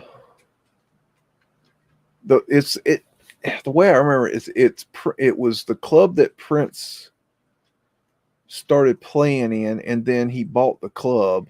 I forget what that place is called though. We went there. I don't know what is it called? Anybody, somebody know?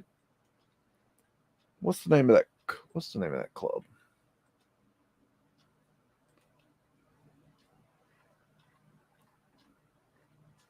I don't remember. I don't even know how to look it up because I don't think it's called Prince's Club. Ooh, what we got here? Oh my. Look at that.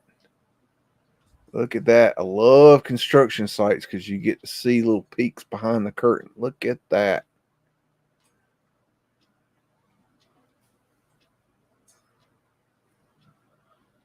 Does that look normal?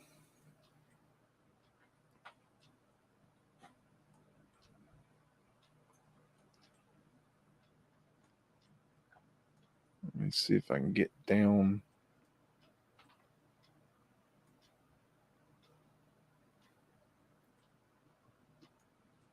Yeah, that's old.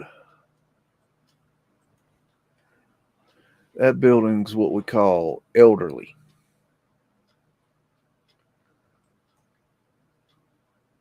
Damn.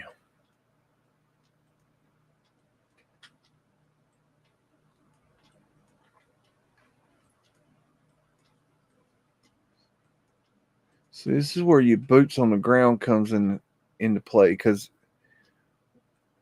we can get some good ideas as to some of these things, but to actually be boots on the ground is where you get to see the realness of what's going on. You can see things on the ground you cannot see from Google. Does that make sense? I'm gonna stop screen there. What you got your comment sitting up on the damn screen for the whole time?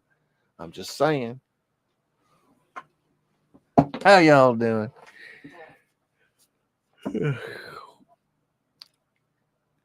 Yes, I was in Minneapolis right then. Hennepin Ave. Hennepin Ave. What is Hennepin Ave? Rudolph's.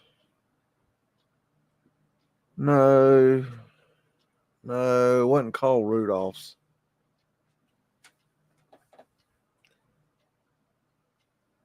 I think it had a different name. I don't know. Rudolph's. That don't sound right. I don't know. Maybe it is. I don't know. I was drunk. Just saying. Just a little drunk. Somebody look that up. I don't know. I didn't look it up. Pre-reset. I spent some time in a small town in Wisconsin. Minneapolis was an hour away, so I spent some time there.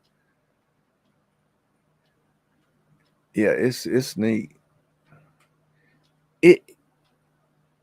Let's see. He owned Rudolph's and Utopian. What's the name? Okay, in the movie Purple Rain, I think the club in that movie where I think they used that club in the movie, but that club, whatever club he was playing in, that was the club.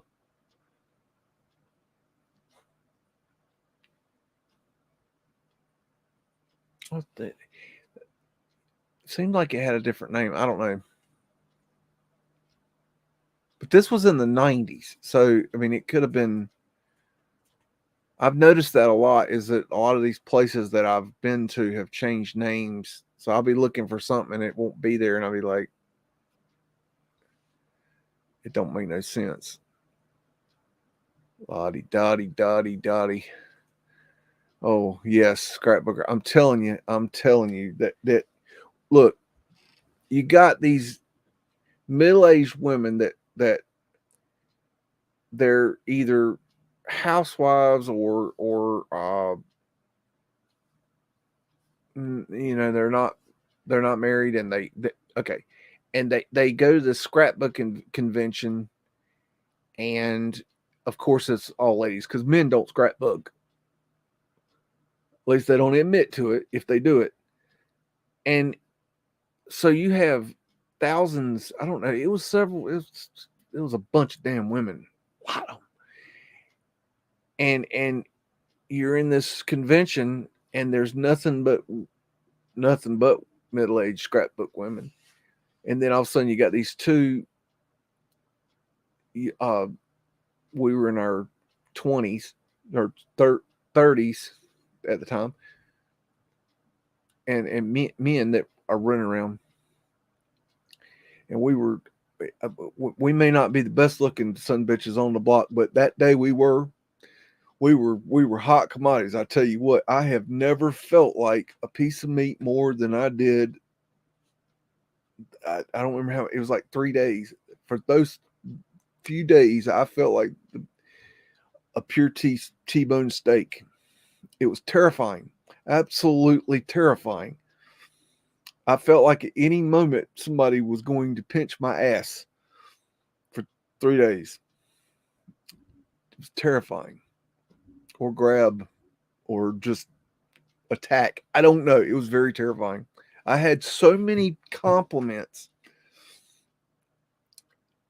and that it's not normal to get complimented that many times in a short period of time. That's just not normal. I don't care how good you look. I ain't no, you know, I'm not Brad Pitt here, y'all. I'm just saying it was scary. Minneapolis, yeah, Minneapolis is a little bit smaller.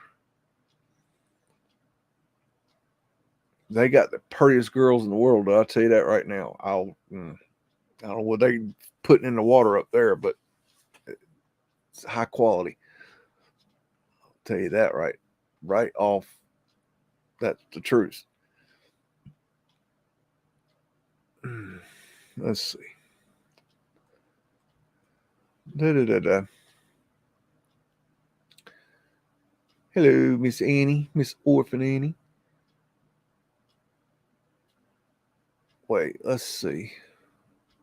First Avenue also appeared in Prince's 1904 and Purple Rain and many of the film First Avenue.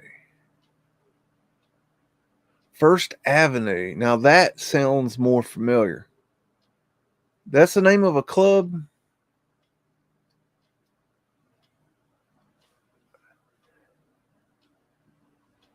What's the band that there was a rival band that played there too. It was in that movie, and it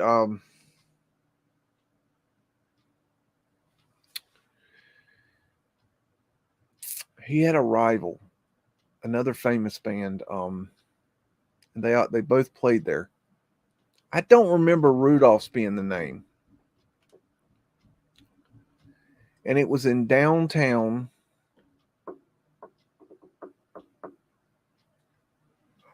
I don't know.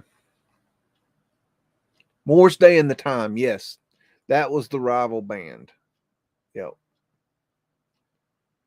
Yep. Moore's Day and the Time. They were good. Yeah. And I like his ex guitarist. I can't remember her name. The girl, and she's now an actress, and she's really good. She's been in some good stuff. She's on one thing she does now is Chicago Fire. But she's really good. She does that's show on like Amazon or something that she does. That's interesting. That was an interesting show. I watched an interesting movie the other day. Let me find the name of that. Just a recommendation. It was on YouTube for free. It's called 99 Homes. That was really interesting. It starred Laura Dern and I can't remember that guy.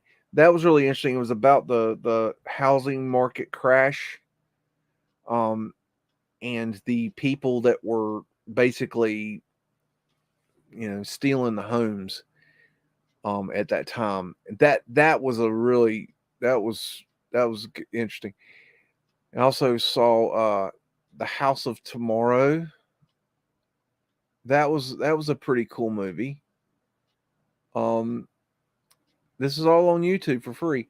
And Izzy Gets the Fuck Across Town, or Izzy Gets the F Across Town. That was good too. So I saw those. See if there's any others. Yeah, I think that's about all I've seen. So those movies were good. So go check those out. They're all on YouTube. I don't know if I can play Morris Day. I'd have to. There's a process for me to check music and video to see if it's usable, and it's not 100% guaranteed either.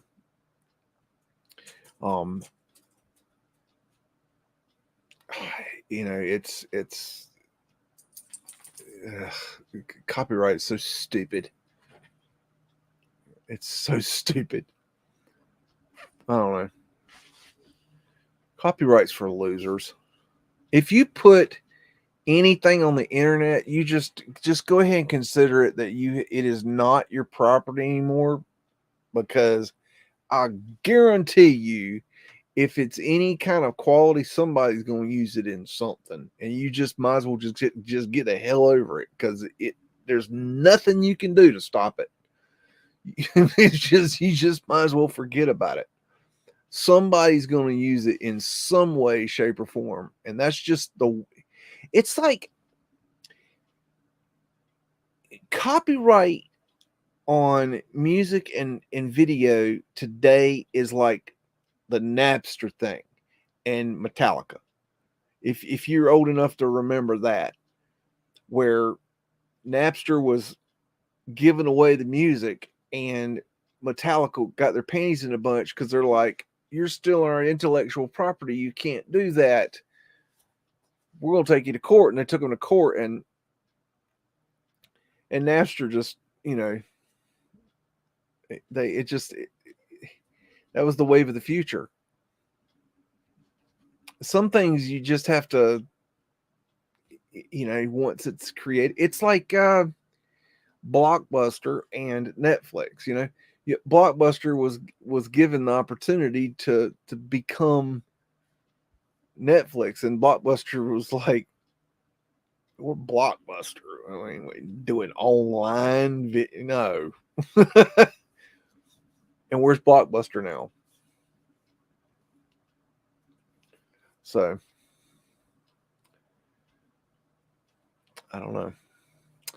Well, anyways, ladies and gentlemen, I've got to work tomorrow, so I'm gonna get on and go get some rest. Maybe have a cookie or two for bed. We will never know, because I won't tell. But we will go ahead and see you on the flip side, and I hope you all had a good time. I know I did. And we will see you as soon as possible, and I will put the pictures used tonight up as soon as I can. There's a process for getting that up that takes me a little bit of time, but I will get them up there. Give me a little bit of time, and I will have that done. I don't know if y'all ever look at them, but at least they're there for you to do that if you said such would like to look in the description, follow the link, and look at the pictures, or throw them in your collection. Whatever. They're there for you to enjoy. Love, BEAGS.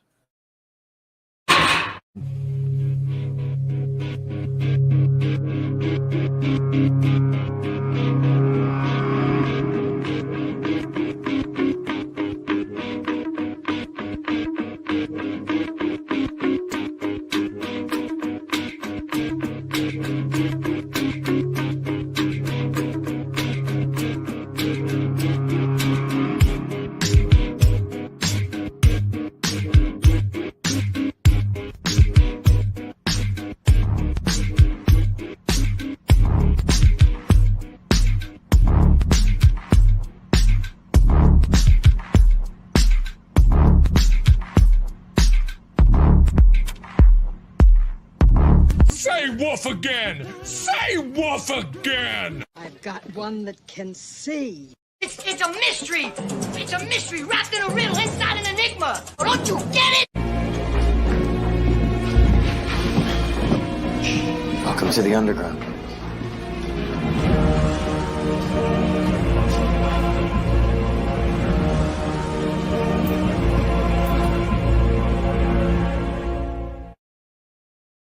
This is my kung fu, and it is strong. See you later.